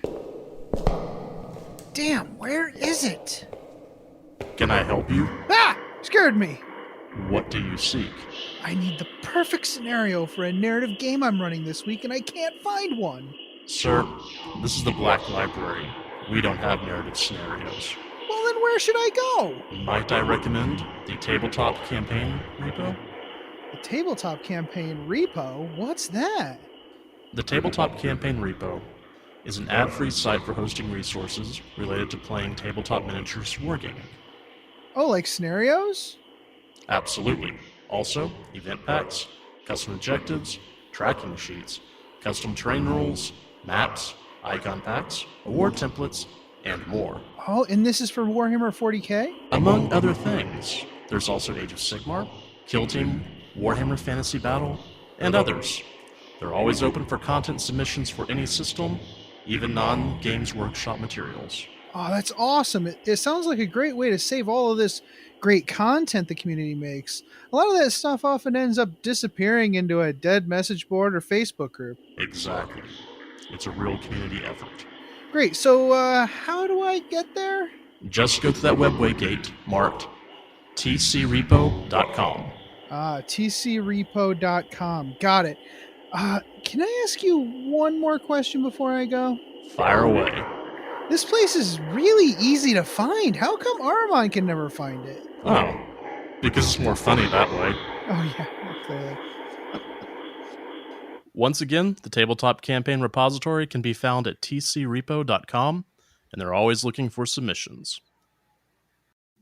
Welcome back. So, I am very excited about this, Jason. Mm-hmm. I read through this a few days ago, and I am super happy. They definitely did take some of the stuff from 40K and put it into AoS, or vice versa. Even you never know when this stuff has been written. So they had the old Path to Glory stuff in, was it 7th edition?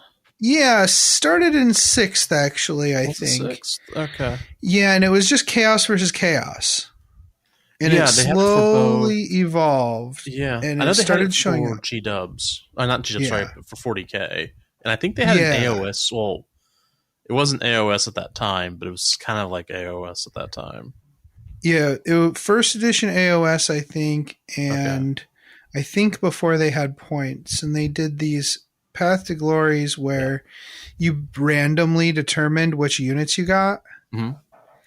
And you gain glory points every game, and whoever earned, I think it was 8 glory points first, became a demon prince.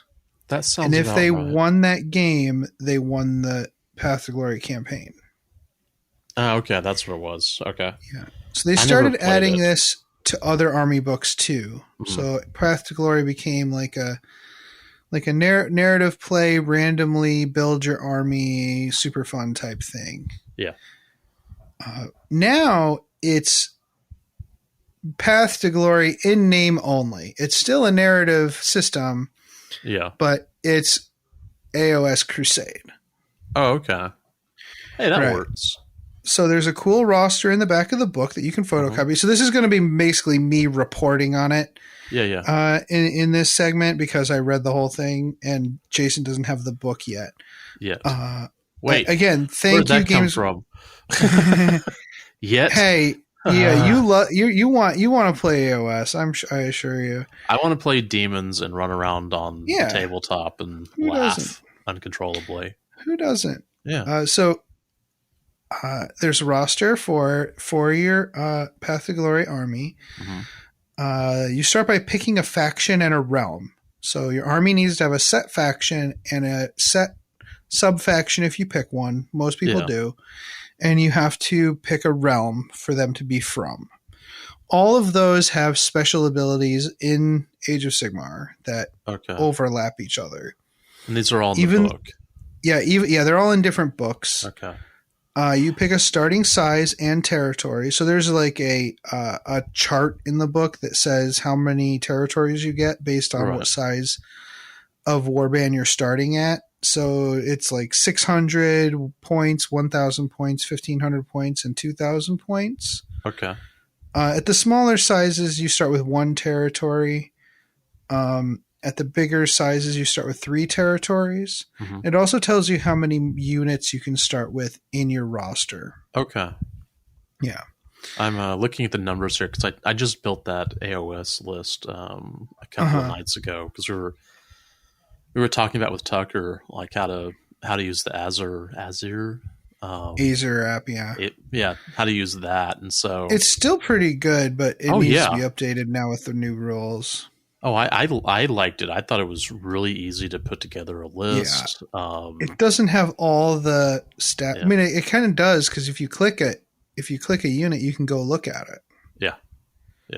Yeah, people like the Azure app. It's nice. The books are a little annoying because you have to go in and look at an EPUB basically. But that's fine.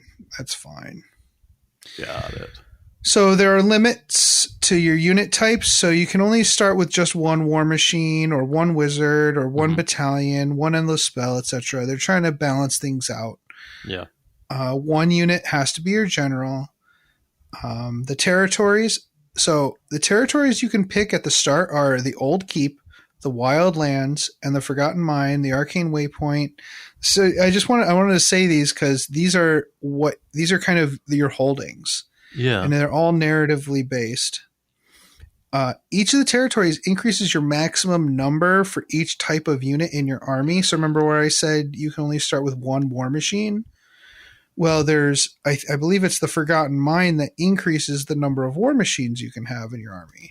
Yeah, okay. So this is kind of like instead of requisition points. So in 40K, you get requisition points. In Age of Sigmar, you get territories that have specific names. How awesome is that? Okay, yeah. Man, someone's been playing D&D lately, kids. I would love to see this in 40K. I think the Drukhari Codex has a similar thing for hacking out sections of Kamara. Yeah. But this is for all of AoS. Everybody does this. I wonder if other for Drukhari, sorry, we're getting back to 40K, but we are going to use it. There's a reason I'm talking here.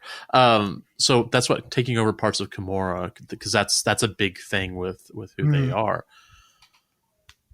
which means that other groups might have the same thing. Like for instance, sorry, I'm thinking Thousand Suns a lot lately. No, yeah, that's fine. We could think of like the Planet of Sorcerers or Silver Tower or something like that.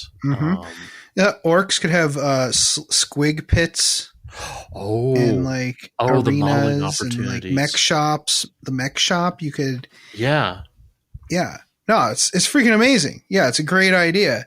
I love it. It's a way more narrative way of building your army's capabilities from in their roster than just here's a requisition point.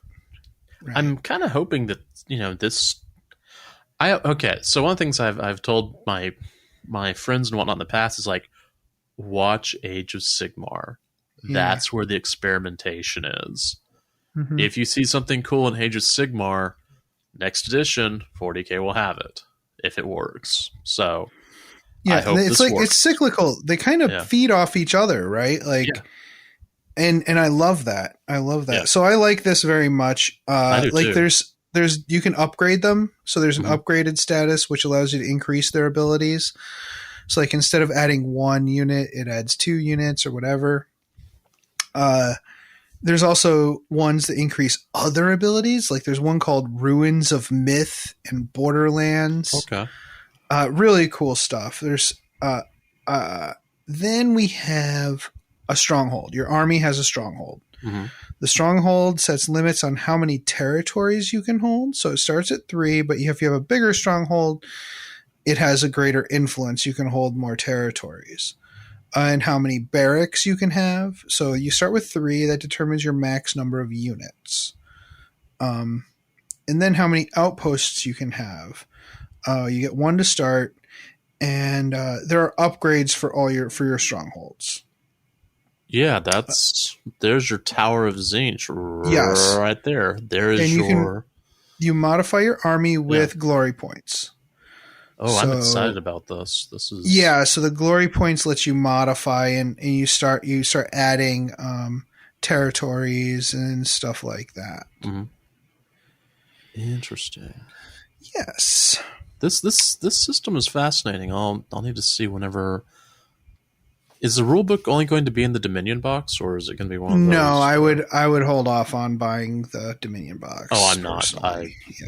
No. The core rules are going into spiral bound books, and I assume that just like we got Crusade mission packs, hopefully we'll get Path to Glory mission packs. In which case, there's the rules for that. That'll be cool. That'll be really cool. So you can pick core enhancements for your army. Mm-hmm. You get all your army's core enhancements at the start. And these include relics, command abilities, and other stuff you normally associate with army upgrades. So normally in AoS, you get 1 free artifact to put on somebody, just like in 40K. And that's what those core enhancements are. And they stay with your army. Okay. Then we get into the real nitty-gritty of the narrative. You pick a quest to go on. So the quests are like these in-game goals that you give. So they have specific rewards or additional glory points. Yeah. If you complete them. You can pick a quest for your army to embark on and then try to complete it. So you might fail the first time you try. And then later you can succeed. So one of them is called Form Warriors into a Battalion. Okay. And battalions are kind of like they're kind of like in 40K we have not formations. What are they called? Oh, detachments. Yeah, detachments. They're kind of like detachments or formations. So if you can manage to get the minimum units required to form that battalion, if they survive the game, you're allowed to put that battalion in your army as an option. Oh, that could be nice. Fun. There's one called Scout Fertile Lands, another one called Master Magical Lore. That one you can add a spell to your spell list if you succeed at it. I believe it's you keep a tally of successful spell casting. Okay. So, and if you reach a certain tally, you get to add a spell to your spell list. So there's all these ways of adding, building the army through the narrative. Yeah. There's all sorts of fun things I'm coming up with. Sorry, I had Monty Python's Quest for the Holy Grail replaying in my head while you were talking about it. Tim the Enchanter. Tim the Enchanter? Heck yeah. Yeah. No, yeah, definitely. What is your quest? I seek the Grail.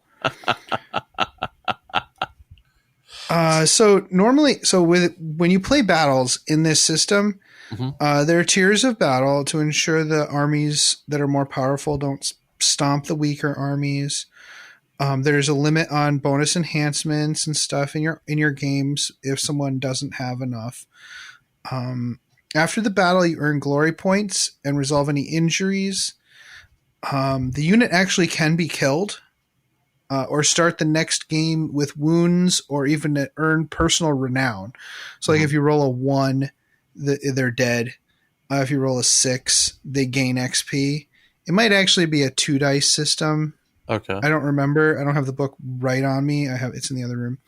Right. But anyways, it's actually possible to kill your warlord to die or your general to die. Yeah. So there is a whole set of circumstances that occur if that happens. Like you can Nice. raise someone else in your warband up as the warlord, or you can bring in a new one. Interesting. After renown is gained, you get 1 for surviving the battle. Then you have 50% chance of getting 1 if you're in enemy territory, and then D6 for a favored warrior. So renown is basically XP. Yeah. And you don't get a whole lot during the game, but I think that's intentional. They don't want people loading up. Yeah, they don't want the whole what they used to call that, the Monty Hall D&D character that had everything and the kitchen sink. So yeah. Right. And I would definitely work with your opponent on deciding who the favored warrior is. Yeah. And that's that's the like marked for glory in it's like marked for glory, except it's a D6 roll because Age of Sigmar. After the come on, Jervis has his hands deep in Age of Sigmar. After the battle, you can make an exploration roll, which allows you to see which kind of territory you have available to seize into your holdings. So both players roll, I believe it's a D66 table, and that number is next to the description of the territory in the book. Yeah.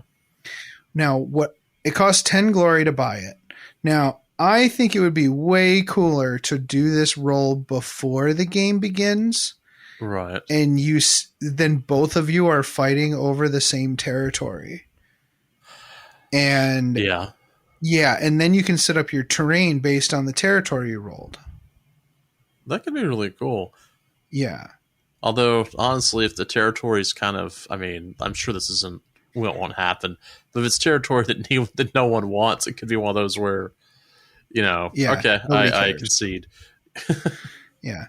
And would it be funny, like, if you're playing a monster and the monster destroys a piece of terrain, for every piece of terrain the monster destroys, the glory cost of the territory goes up because you have to fix it. Oh, that's funny. Right? Would that not be funny? That would be funny. Yeah. So yeah, I think that would be a fun way to do that. Like, for instance, you had a whole bunch of libraries there, and one of your players, let's call him Phil, decides that he's going to blow up all the libraries because reasons. Yeah. Because Phil. Because knowledge is the first step to damnation. So also, I could see a special mission where you actually attack the other person's territory. Oh, yeah. So you start the game by determining who the attacker and who the defender is. And it would be cool if the attacker had some kind of option of seizing someone else's territory. Yeah, or, kind of assault the earth type of thing where it's like you're not there really to grab the territory, you're there to damage it. So they have to spend resources to repair it. Yes. Yeah. Force them to spend glory to fix it. Yeah. Okay. That's a great idea. So God, we're terrible people. Yeah, we are awful. Renown increases a unit's rank, which grants them veteran abilities. Yeah. You just get a veteran ability every time your rank goes up. And you can also add new units or reinforce units. In Age of Sigmar, 3.0, units have a base size, so like 10 models or 3 models or 5 models, and you reinforce them by adding a multiplier. So a reinforced unit of 10 skinks is 20 skinks. And then you can double reinforce it to 30 skinks or whatever. Okay. And there are limitations on how many reinforced units you can have in an army or a roster. And you can increase that with renown and stuff. So pretty cool. Yeah, this is cool. These are some interesting ideas. I just love the narrative way they increase the army's maximum size of every feature. Like, you want more artifacts? Well, there's a special territory you have to capture to add another artifact to your army. You know? Yeah. You want to have more reinforced units. Well, you need to improve your barracks or whatever. So, I never played Planetary Empires. Was anything like this, or did you ever play it? I never played it, but I do know it. Like Planetary Empires is more map based. Like you could do a map with this. Yeah, absolutely, and I fully expect Games Workshop to have some kind of map component to this at some point. Yeah. But in reality, it's not really necessary. It's very it's all in your imagination. However, I think actually drawing out a map of your territories would be freaking awesome. Yeah. Right? Well, I'm just, I'm still not or done with instead my... of Yeah. Sorry, go ahead. No, I'm still not done with my my silver tower for my 1,000 suns, because I need to get the paint just right on that. That could be something really, really quite interesting, quite fun. Is that whole, expanding from there that you can go through and create something much more. Well, how fun would it be? You do a big hex map, right? Mm-hmm. And you go through and you use the random D66 table of territories and fill each hex with something by randomly rolling it. Yeah. And everybody starts on a hex and selects, how many territories was it? 3 territories? Yeah. So you select 2 other territories that are adjacent to it, and then you go from there. Yeah, that could be quite interesting quite quick. Yeah. Yeah. No, I think that would be fun. And I mean, with the whole, still stuck on 1,000 Suns, the whole, Planet of the Sorcerers, each sorcerer basically has a tower of some sort, and they have territory that surrounds them. Or some of them do, some of them kind of don't. Depends on the sorcerer. So, yeah. But you can see where I think it would be fun to do this for 40K, especially the requisition point thing. Yeah. Which, in my opinion, is a little... It still doesn't know what it wants to be. Right. It's meant to be used to increase your army size, but it's also used for random in-game abilities sometimes. Yeah. And that's just feels so... It just doesn't know what it wants to be. So I think something like this, where you have territories or planets or whatever, helping you bulk out your army, I think there's something to that. There's a lot of play in that. I'd like to see something like that. Well, we had the discussion we had with with Raymond about the nulls and whatnot, because he was asking if he could have a weakened pariah gene for like a character.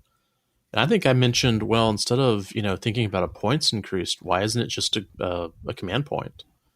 And there's some of the requisition point things that some of the extra stuff, like, hey, you can spend a requisition point or 2 to get this special Death Guard ability. That seems more like a command point than a requisition point. When we've talked about them, like when we talked about in what was it? Plague Purge, Plague Pack, whatever it is. Yeah, and they had special they had special stratagems that you could use for the missions. And I think some folks were talking about, like, well, what if someone on the IC's forums suggested, what if you had stratagems as a resource you bought for your army? So like you wouldn't have access to a stratagem until you bought it with requisition points for your army. Yeah. So you have to like invest in a tactic. Yeah. That might be neat. That might be a neat way of doing that. But yeah. So anyways, that is the Age of Sigmar narrative in a nutshell. That was a quickie. We're not an Age of Sigmar podcast, but I wanted to talk about that because it gets the juices flowing, right? it really gets the juices flowing. So I'm glad that we were able to do it. And again, thanks to Games Workshop for sending us those materials. Yes, the guys are dutifully painting them up, and hopefully we'll have some of their Stormcast Eternals and Sneaky Orcs featured on the Games Workshop live stream. That's cool. Yeah. We're going to go into the interviews with the guys talking about the games we played. And after that, we're going to come back and close out the show. I was wondering how long it was going to take you to stop me.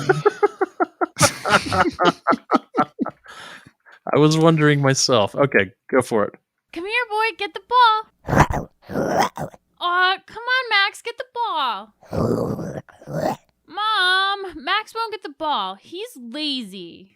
I think I know why your Zote is being lazy, Jenny. Why, Mom? Because you forgot to feed him his Zotabix today. Oh, no. Oh, yes. Zotabix contains all the nutrients and random animal parts a growing Zote craves. It not only provides our Zote with the energy it needs to play with you and protect our home, but it also keeps its chitinous shell fresh and shiny. Oh, boy. I'd better feed Max his Zotabix. Yes, you had.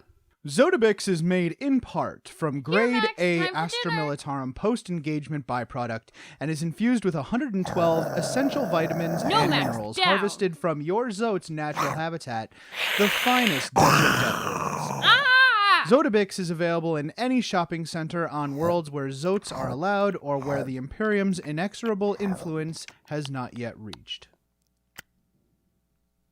Hey Archons, does 9th edition have you feeling like the Slith Party Bus just doesn't have enough party for you? Well, if you want to put a little shock back into your shock brow, you need the Slith Party On! That's right, Archons. For 736 points, you can take 3 Archons, 12 Slith, and a Tantalus. It's the Slith Party On! Now I know what you're thinking. Couldn't I take Drazar, 15 Incubi and a Tantalus, aka the Incubi Murder Boat, for 51 less points? Sure you could, but it wouldn't be the Slith Party On! But is it legal? Oh yeah! Is it awesome? Oh yeah! Is it any good on the table? No! It's the all-new Slith Party On. Sort of awesome. Party On! Really hilarious. Party On! It's the Slith Party On!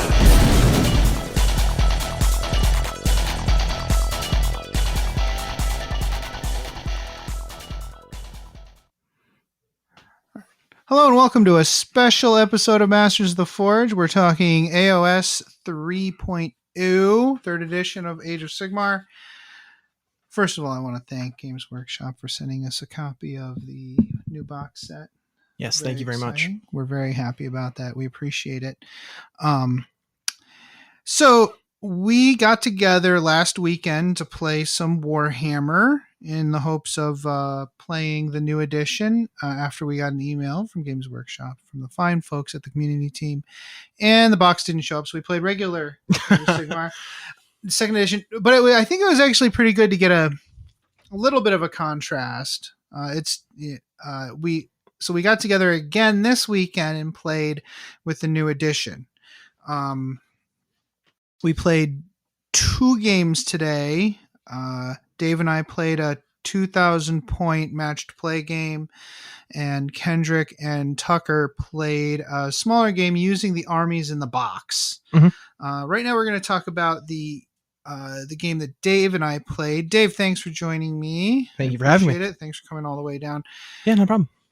So our game, I feel like it certainly definitely still, if you're wondering, does it still feel like Age of Sigmar? I think it still feels like Age of Sigmar. I agree. It's still still have the 3-inch coherency for combat, which I think is an important Age of Sigmar-y thing. Mm-hmm. It should feel like combat. It's harder to get out of combat. And kind of put that like safety bubble wrap kind of around your units to make it trickier to get into the back line if you set your guys up properly. Right. Yeah. If you've got 2 ranks. So one of the common things is for like horde armies and stuff is to have a rank of chaff, and then 3 inches behind the front line of that, a unit of elite guys. So if anybody charges the chaff, they're not going to fight the elite stuff, but the elite stuff is going to fight them, and that's one of the tactics that you use. Like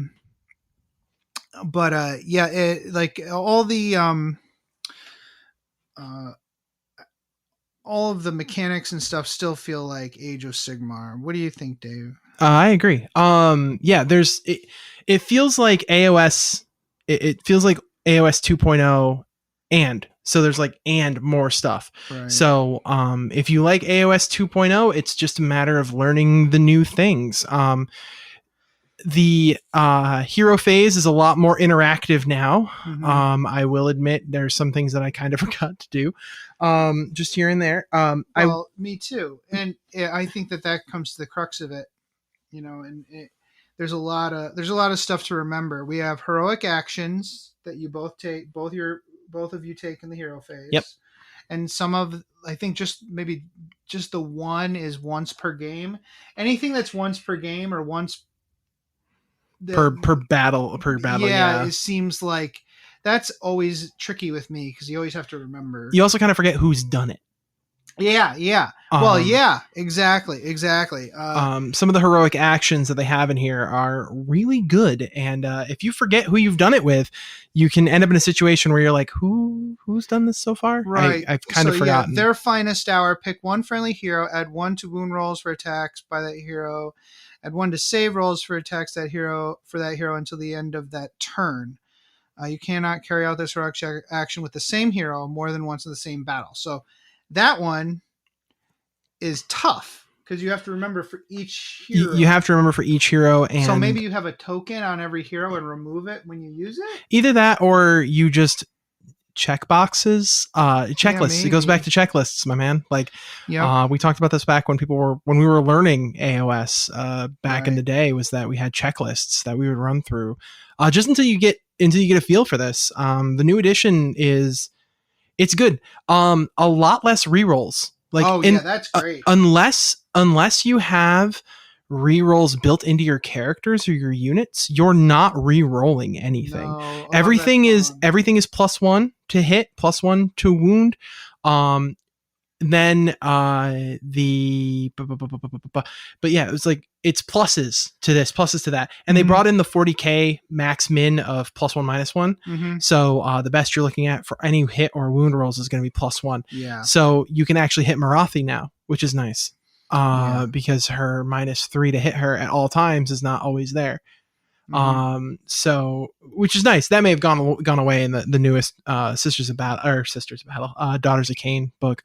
I'm not entirely sure. I haven't looked at that book in its entirety. So we ended up playing we played a 2,000 point game. Yeah, we played a big game, and it took a little longer than our previous games, but actually not much longer than David than Kendrick and Travis's game. Considering it's a whole new edition, I think it went pretty smoothly. And we were playing two armies that we're familiar with. I think that the biggest thing, especially for Travis, is that he's playing the Cruel Boys, the new shiny. This is the new for the new workers, edition. The guys who sit in the swamps and have envenomed weapons and everything like that. But I played Seraphon, and you played Kadron Overlords. Yeah, I played Space Boatsmen. It was a lot of fun. And the boats are really interesting because the embarking and disembarking has changed quite a bit. You can embark instead of making a basic move, which means you have to be in position from the previous turn in order to embark.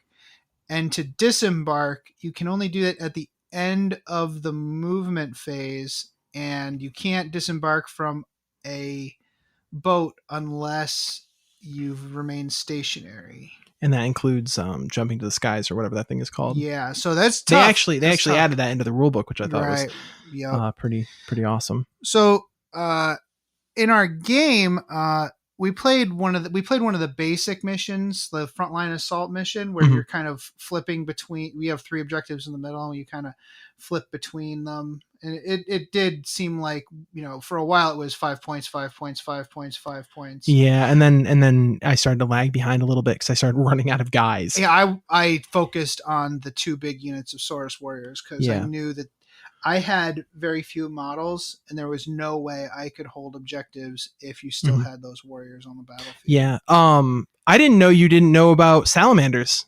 Oh man, yeah, those were brutal. Yeah, so wounds, the trick is now, we were playing with match play rules. So we were running off of, there's a table in the new rule book that actually goes through and shows you everything. Like they have a special little line, a row called reinforced units. Reinforced units is a big deal. It severely restricts the amount of guys you can bring. Yeah. Because when you reinforce something, like those of you who are familiar with playing AoS and you've used the AoS list builder app that they have, right. Each time you hit that little plus to add, like if it's a group of 20 or 10 to start, and you hit plus to add another 10 guys in, that's reinforcing. Yeah. That's reinforcing the unit. That was the biggest shock, I think, was that you have a limit to the number of those you can do depending on the size of your game. Yep. So, yeah, that'll be for my Seraphon. When I run my Seraphon, that's going to be huge too, because I love running blocks of 40 Saurus. Yeah, which is out of the question now. They start at 10. Yeah, start at 10. The most you can do is 30. Yep. Because they're battle line. And then the salamanders, because they're not battle line, I can only reinforce them once. So I only had 1 extra salamander. They were brutal, though. They were brutal. So, again, going back to the, like, for me, I'm not very good at remembering things. So if I were in like a tournament situation, I could barely play this game if I was playing against somebody who was really, who really knew their ins and outs. Well, no, someone who was a little, how do I put this? Unfriendly about when you do your abilities. Like, oh, I forgot to do my thing ability or whatever. So like you have command abilities, heroic actions, then you have grand strategies that you have to do for each game. Right. And then there's the turn by turn tactics. The battle tactics. And that's a huge one. So for matched play, every turn you pick a different battle tactic that you have to perform. And you can't pick the same one more than once. Correct. So it's break their spirit, pick a unit in your opponent's territory, and you complete the tactic if the unit is destroyed. Usually it's 2 or 3 victory points. Then broken ranks, pick 1 unit in your opponent's starting army that is on the battlefield, and you complete the tactic if it's destroyed during the turn. So it's kill something in your opponent's deployment zone or territory, pick any unit, and then conquer, pick an objective marker that your opponent control it at the end of the turn. Repel, pick an enemy unit partially in your territory, kill the unit in your turn. So there's a kill a unit for their territory, your territory, or any territory. And seize the center, complete if there's more friendly than enemy models within 6 inches of the center of the battlefield. You did that once during our end of the turn. Yeah. Which is really nice because turn is going your second. Turn. Yeah. If you have first and you're going first, this turn, not battle round turn. Yeah, if you're going first and you have free reign to get to the center of the battlefield, I was like, this is obvious. I'm gonna take it. That's really good. Yeah, that's really good. And then slay the warlord, complete this tactic if the model chosen to be your opponent's general is slain during this turn. So each of those things can only be done once so you have to pick and choose your battles there. But it's the good thing is you pick it in your hero phase. Right. So you don't pick it at the start of the battle round. Yeah. So that would have been, I don't know. Something tells me that might have been an option during playtesting and they changed it, but it sounds I can see why, because if somebody says, I'm going to kill this unit that's in my territory, it's not in your territory anymore. No, it's just, they just walk it backwards. Yeah, exactly. That would have been a benefit to someone going, well, it would have been a benefit either way, because if the person going second could have just avoided, or the person going first could have has a massive advantage. Would have actually, because then if someone says, I'm going to pick this unit, that unit can now no longer be hit. It is just gone. Yeah. Or in your case, they just jump into their boats and fly away. Yeah, that would. It would have been a situation where I'm like, I'm going to choose this unit to kill, and you're like, no, and then you just get in the party bus and fly away, and I have no options. So battle tactics turn by turn, but then you also have the grand strategies, which destroying all the heroes, or slaying the general, or which seems weird because you would think that those are like the same thing. Sever the head would include the general, right? Yeah. Unless they're going to change the way that generals are chosen throughout throughout the course of 3rd edition army books coming out. Yeah. Okay. And then hold the line. Which all your battle line, at least one battle line unit needs to survive. Yeah. So yeah, those are kind of tiebreakers, I think. Sort of. I mean, they're worth like three victory points, but in I think a lot of the time those end up being tiebreakers. Yeah. They kind of feel the same as the secondary objectives from the previous edition of AoS. Mm-hmm. Yeah. All right. Well, I don't know. What do you think about all these layered rules, Dave? For playing like casually, it does seem complicated, but at the same time, it adds a lot of. I will say that it felt like I was paying attention to the whole game, because you have stuff you can do in different circumstances. You didn't have any monsters, I did, but so there wasn't the monster smash table that we could use. Like you pick a monster to do something, I pick a monster to do something, you pick a monster to do something, I pick another monster to do something. That wasn't going to happen because you just by design do not have monsters in your army. And I decided that you shouldn't have monsters either. Yeah, apparently, because at the end of turn 1 I didn't, or really at the end of turn 2 I didn't. The Bastiladon, you know what? They have a way of sticking around. They don't go away. Yeah, I like that thought because there are a lot of new layered abilities, but I'm sure I'll get used to them, and also hopefully they'll put out cards for everybody to use. Oh yes, that'd definitely be a big help, especially for the command abilities. Yeah. There's the generic command abilities got expanded upon. There were 6. I think there's still about 6. There might be 7 now. But each one you need to remember when you can do them, because in the shooting or in the combat phase you can use all out attack, and if you're being targeted you can use all out defense. The neat thing that I like now, and it was the Asayark Bone Reapers gimmick, was that the unit leader can use the command abilities now, but he can only affect his unit.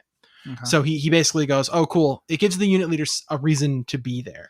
Yeah. Especially in situations where they have less than optimal abilities, like maybe they're like the Gloomspite Gits, who they get +1 to hit. Right. In a mob of 60 dudes, you have one guy who gets +1 to hit.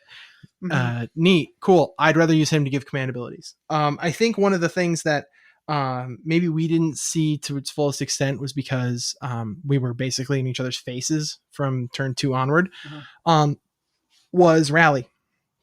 Yeah. I think that command ability is going to see some serious mileage depending on your army. A lot of it really does come down to depending on your army, because rally in a 60-man grot unit is going to bring back a lot of guys if you've because basically what it is you pick a unit that's outside of 3 inches of every enemy unit, and you roll a dice for every model that's been slain from it, and every 6+ a model is returned to that unit. I think they showed that on the community site already. Yeah, I think they did, and I tried using it during this battle, but I forgot about the 3 inch. The 3 inches away, yeah. But you had that one 10-man unit of Thunders. It also will make a big deal on those 10-man units of 2 wound infantry, because it doesn't say they come back with 1 wound remaining. They come back at full strength. Right. Yeah. Oh, and the Overwatch, what is it called? I forget. Give 'em hell. The Give 'em hell, the stand and shoot ability. That came into play. I tried charging them salamanders. That was not a great idea. Their stand and shoot in this now is you can pick a unit that's within 9 inches of the unit that's shooting, that's charging. And you can only target the charging unit. I don't think, does it specify that it needs to be charging them? Or can you do like the Tau thing where you can just give them hell for the greater good across the entire army? No, I'm pretty sure it's just any unit. And there's some severe restrictions for all the command abilities that we're talking about. There's some severe restrictions on this stuff. I want Tucker and Kendrick to kind of talk about their experience with the refreshing command points. I don't have a good leg to stand on in that respect because I had 6 command points every turn. So you can use this command ability after an enemy unit finishes a charge move. The unit that receives the command must be within 9 inches of that enemy unit and more than 3 inches from all other enemy units. The unit that receives the command can shoot in that phase, but when it does, you must subtract 1 from hit rolls for attacks, and it can only target the unit that made the charge move. Oh, so we did it wrong. We did it wrong. Well, we both did it wrong, so that's good. Quick addendum. We did that command ability wrong. It is not Overwatch. It is it's Old Stand and Shoot. Yeah. From Fantasy then, the way that it's worded. So outside of 3 inches of every other enemy unit, all other enemy units. So it can be the unit that got charged. Okay. So they just need to end that. Once the charge is over, that's when you do it. Oh, okay. Use command ability after an enemy unit finishes a charge move. The unit that receives the command ability must be within 9 inches of that enemy unit. So if they fail the charge move, so finishing that charge move also implies that they flubbed it. Oh, if they're within 9, that means that they haven't deep struck because they have to be outside of 9 in order to deep strike. Outside of 9, yeah. Unless they have the new Stormcast ability. I love the movement, by the way. We this came into play quite a bit where tall hills with like 3 inches tall hills and stuff and ruins before were really a pain in the neck. Awkward. Age of Sigmar. Just awkward. Very awkward. Like Mhm. I'm only 3 inches away. I should be able to get in there, but it's where do I put my model? So now you can stand on like a 3-inch hill and fight someone below you and they can fight you. And it's not this big, convoluted, confusing. The terrain still has effects, but it's not convoluted. I think the other thing too is that you can't go through and really stack up a bunch of command abilities on top of one another. You can't layer a bunch of command abilities on top of one another. It hurts me because I did that a lot, which I probably shouldn't.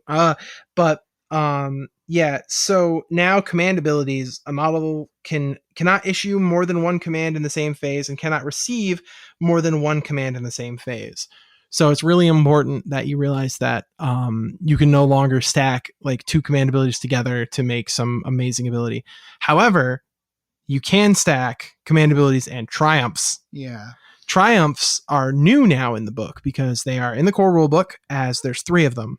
And you want to talk about, because you used them, I didn't. Well, yeah, I used 1. Well, yeah, every army gets to pick 1 triumph to use during the game, but Caradron overlords use them with their ether gold and stuff. So yeah, you can use the big one. You use a lot is going to be the reroll +1 to wound. Another one is reroll charges, and then the other one is just pass a command check, pass a morale check. So yeah, I think it was I think it's pass a morale check. Either way, you're going to pick the +1 to wound one, I think. That it's really good with if you're already wounding really well, +1 to wound is really good. Yeah, it's really good. So yeah, there's a lot to remember, but at the same time, there's always been a lot to remember, and I'm anxious to see what new army books are going to look like. This is no longer the edition of this is 2 pages of rules. Yeah, no. There's so much more to it now. There's a lot going on. It's not like the Beer and Pretzels game when it first came out. Mm-hmm. There's definitely a lot more of a competitive bend to it and a lot more stuff to it. Right. Yeah.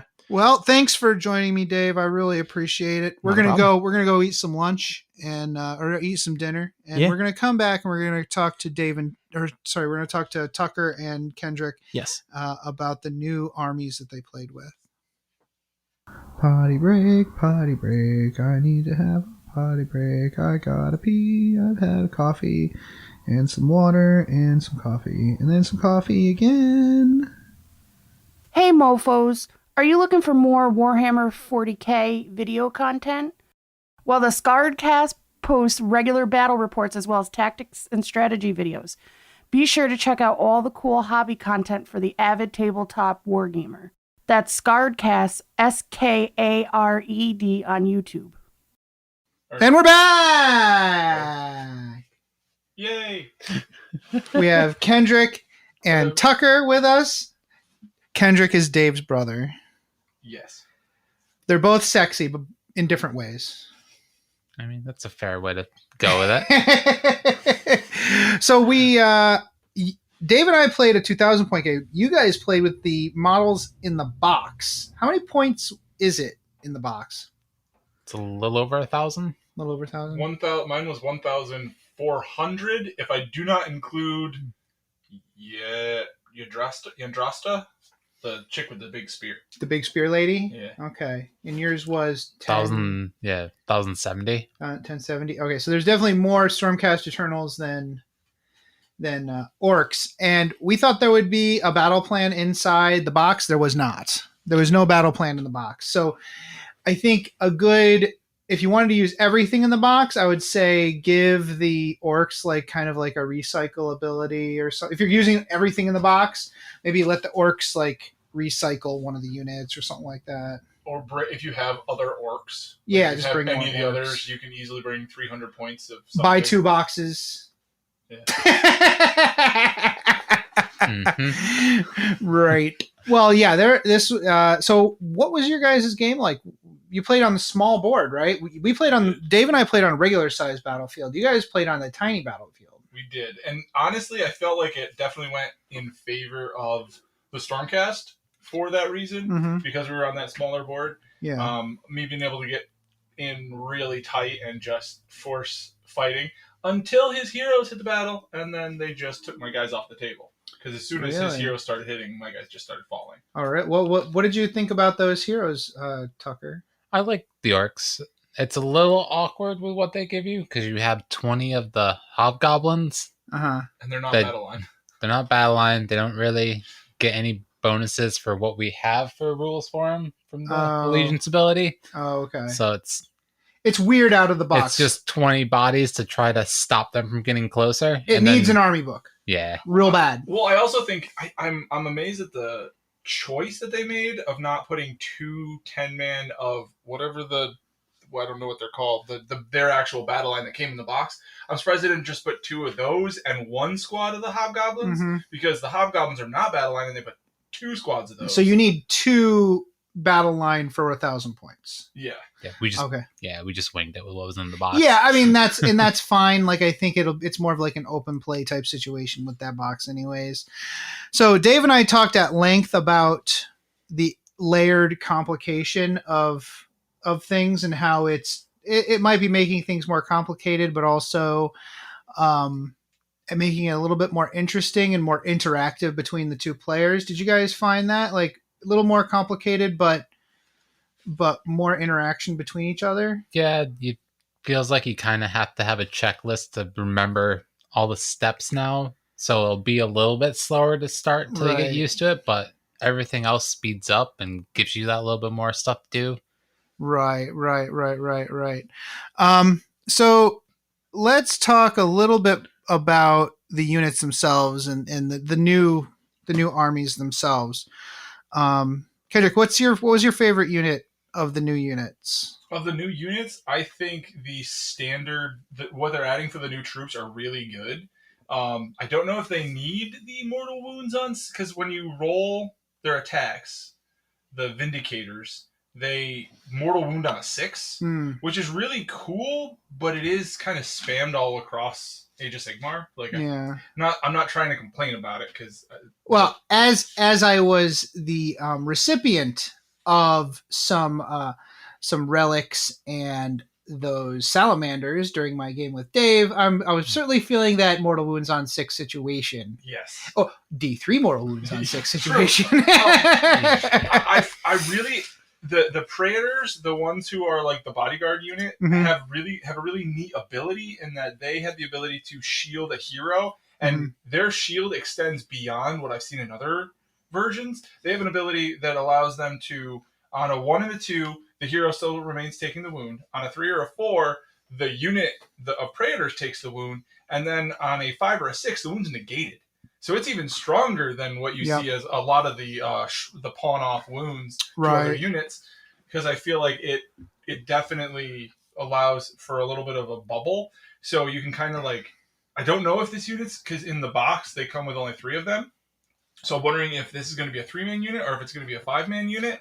Well, it would be cool. I mean, right now, even if it's a 3-man unit, you can double it up to a 6, or even a 9 if you really you're feeling crazy. I mean, again, when you go to the way the new rules work for adding on units and expanding how big units are, that is going to be a huge change to this game. Oh, absolutely. Like, I feel like that if anything, there with just as far as overall gameplay goes, I would say the addition of so many extra rules, so many pieces that you got to remember, like you guys were saying, and then additionally that is really going to cripple those units that everybody loved to just spam, like big old hordes. I don't think they're going to be as popular.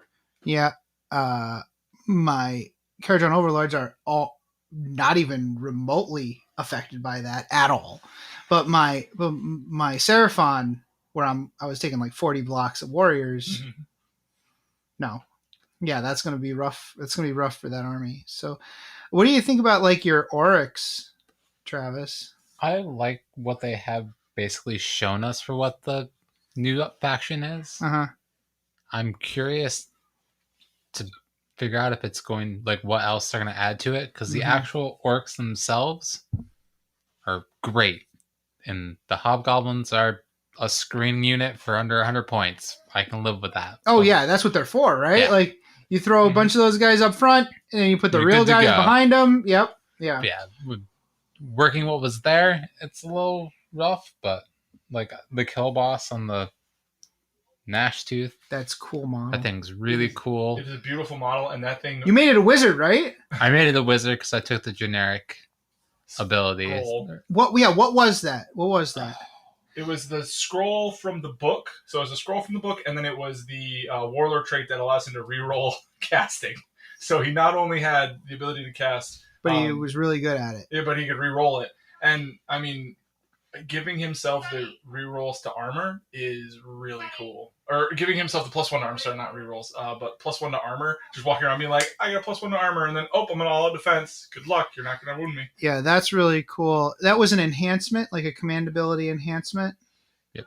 To make him a psyker? It was the relic. That was the relic. Yeah. That makes him a wizard, and then the command ability lets you reroll. I like that because it almost feels like the Anvil Apotheosis thing where you're kind of like mixing, matching certain abilities. Yeah, that that's you can fun. Just slot them in and not be too oppressive. The only thing that would have been also cool is if they allowed you to also then become a priest. Like if they put something priest, in there so you can make that would be priest neat. out of a hero. That would be neat, yeah. It would, I mean, again, you're going down the route of, that gives you a lot of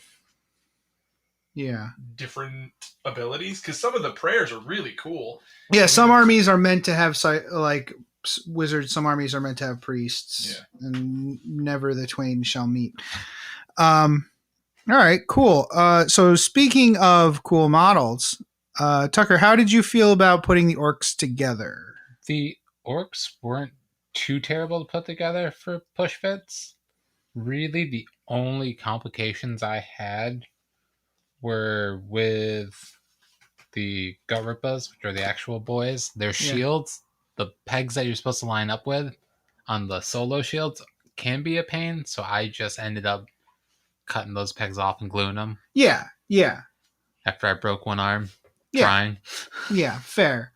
Yeah, and again, it's I don't know if you did this, probably not, but reminder to everybody out there doing push fit: if you're gonna glue it, it goes clean off. Cut the pegs, because the pegs are intended to fit without glue, and they actually will fit worse if you put glue on them.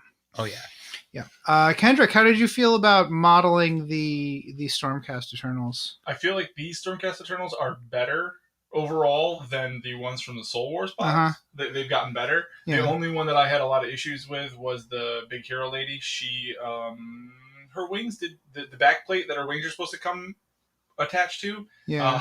There's a huge gap, and her entire chest it doesn't look like the armor is completely together. There's like a gap in between where her ribs are, and then there's a gap in the back. So if you squeeze it, it works, but because of the way that the peg in the back went in, and then there's a peg that connects the trees, and then the back, just did not. So she's one where you just complicated. clip the pegs and glue her together. She might be easier to do that with. The problem that I ran into was the way that the back and the wings go together. There's not like a plate that covers where the wings go in. Like I kind of wish they put the wings in and then you put another piece on top of it, so that it covers that gap.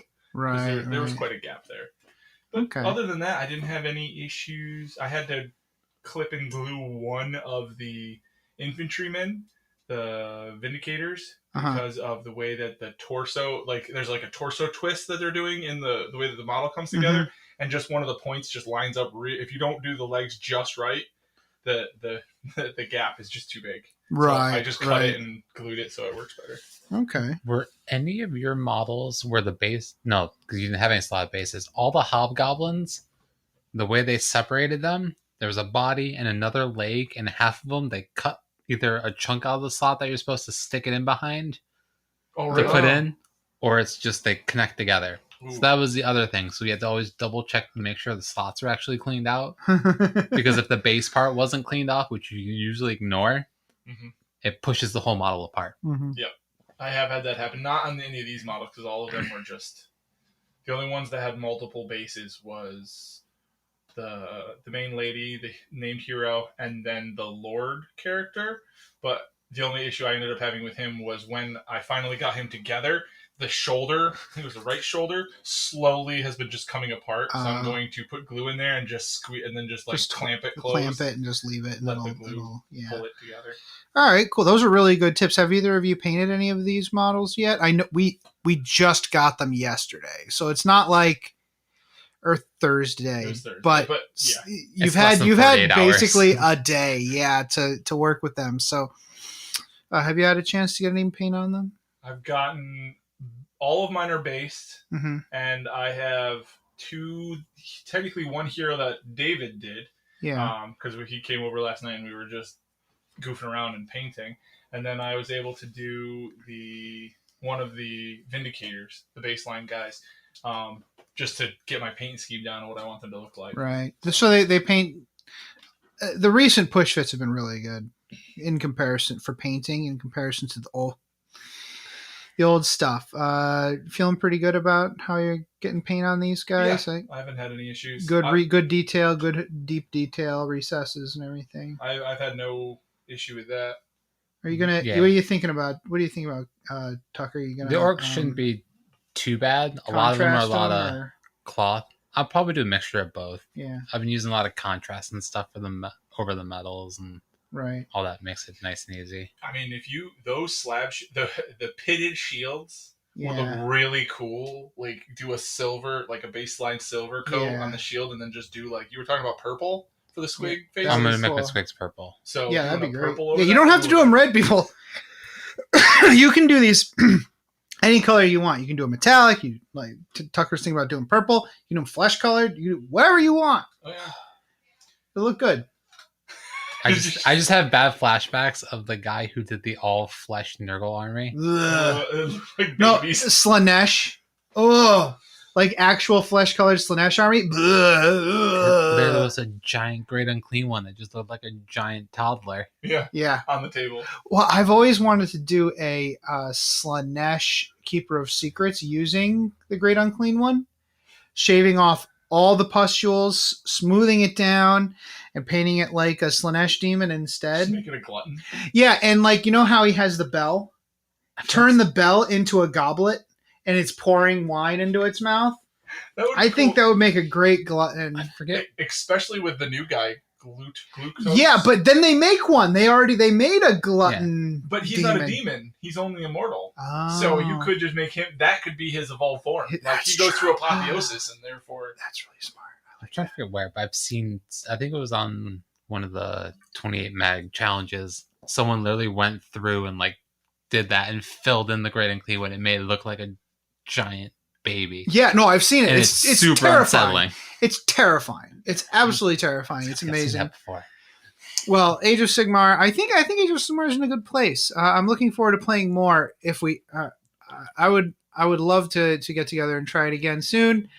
What are you most excited about trying next? We just played with these boxes. What are you going to play in your next game? I would say that my normal army is Slaves to Darkness. So I'm excited to try out some monsters because I haven't gotten the opportunity to do that yet. And Slaves to Darkness have quite a few monsters that don't count as behemoths. Monster versus monster. Rah. So I'm going to be able to pull out some. I have the whatever the Sphinx model is that is ridiculous against bravery. Yeah. I have a couple other of the stuff, and I'm excited for when the box does release because I'm going to buy a second one of another one of the Stormcast ones, and I'm going to take this hero character and I'm going to cut her apart, and I'm going to try to do use those wings on a Demon Prince and make it Slanesh based. That'll be awesome. And use her base because her base is cool. She's got a hero stare. Yeah, hero stairs. Yeah, love that. Freaking awesome. Tucker, what are you gonna play next? You gonna play your Nighthaunt, Aurochs? Usually, Hobby Butterfly between Nighthaunt and Sons of Behemoth. Yeah. Oh yeah, your sons. And monster versus monster fighting. Every destruction army, pretty much. Just keep working on those. I have so many. Yeah. You just have to paint them.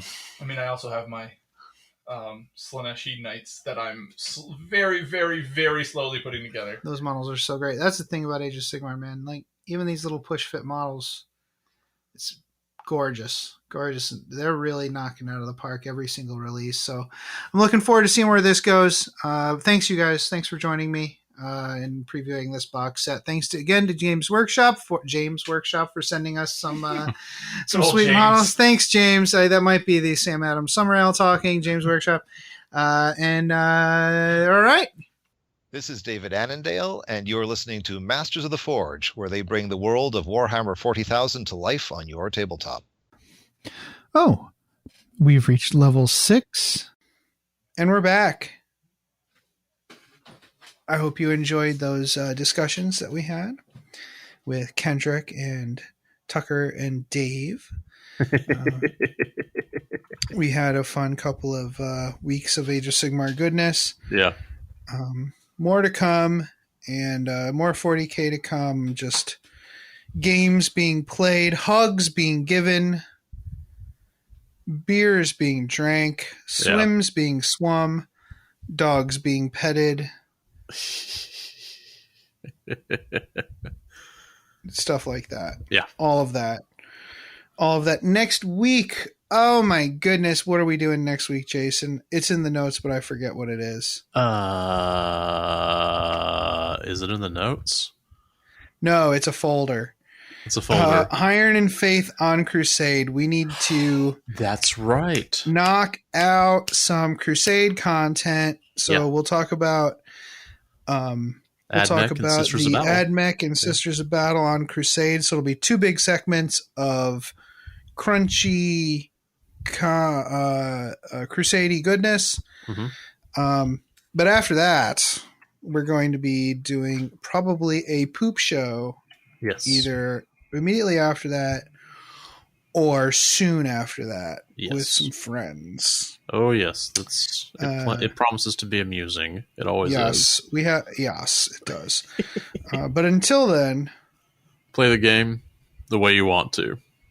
Yes, Queen. The way you want to. Yes, Queen. We'd love it if you could give us a positive rating and review on iTunes. If you'd like to keep in contact with us, you can follow us on Facebook or Twitter by searching for Masters of the Forge. And you can follow our hobby progress on Instagram with the hashtag Masters of the Forge. If you'd like to engage with us directly, you can always join our Discord server. To do so, or if you have any questions, topic suggestions, or if you'd like to advertise your creative hobby endeavor, contact us at mastersoftheforge@gmail.com.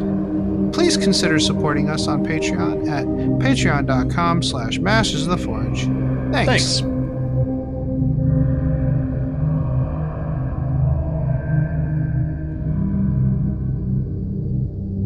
The music used in this podcast was made by Podod of the duo Sublevel 3. The track is used with his permission.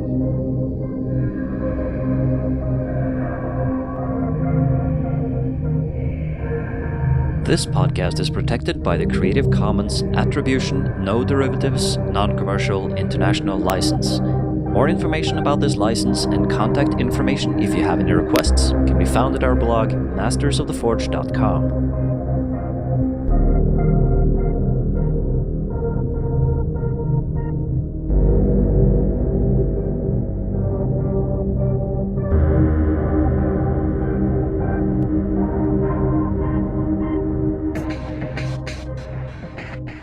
It's such a good feeling to play games your way. It's such a happy feeling 40K'ing away. And when you throw dice with story in mind, it's such a wonderful way to unwind. It's a good feeling, a very good feeling, the feeling you know that we'll be back when the fortnight's new, and we'll have new ideas for you, and you'll have things you'll want to talk about.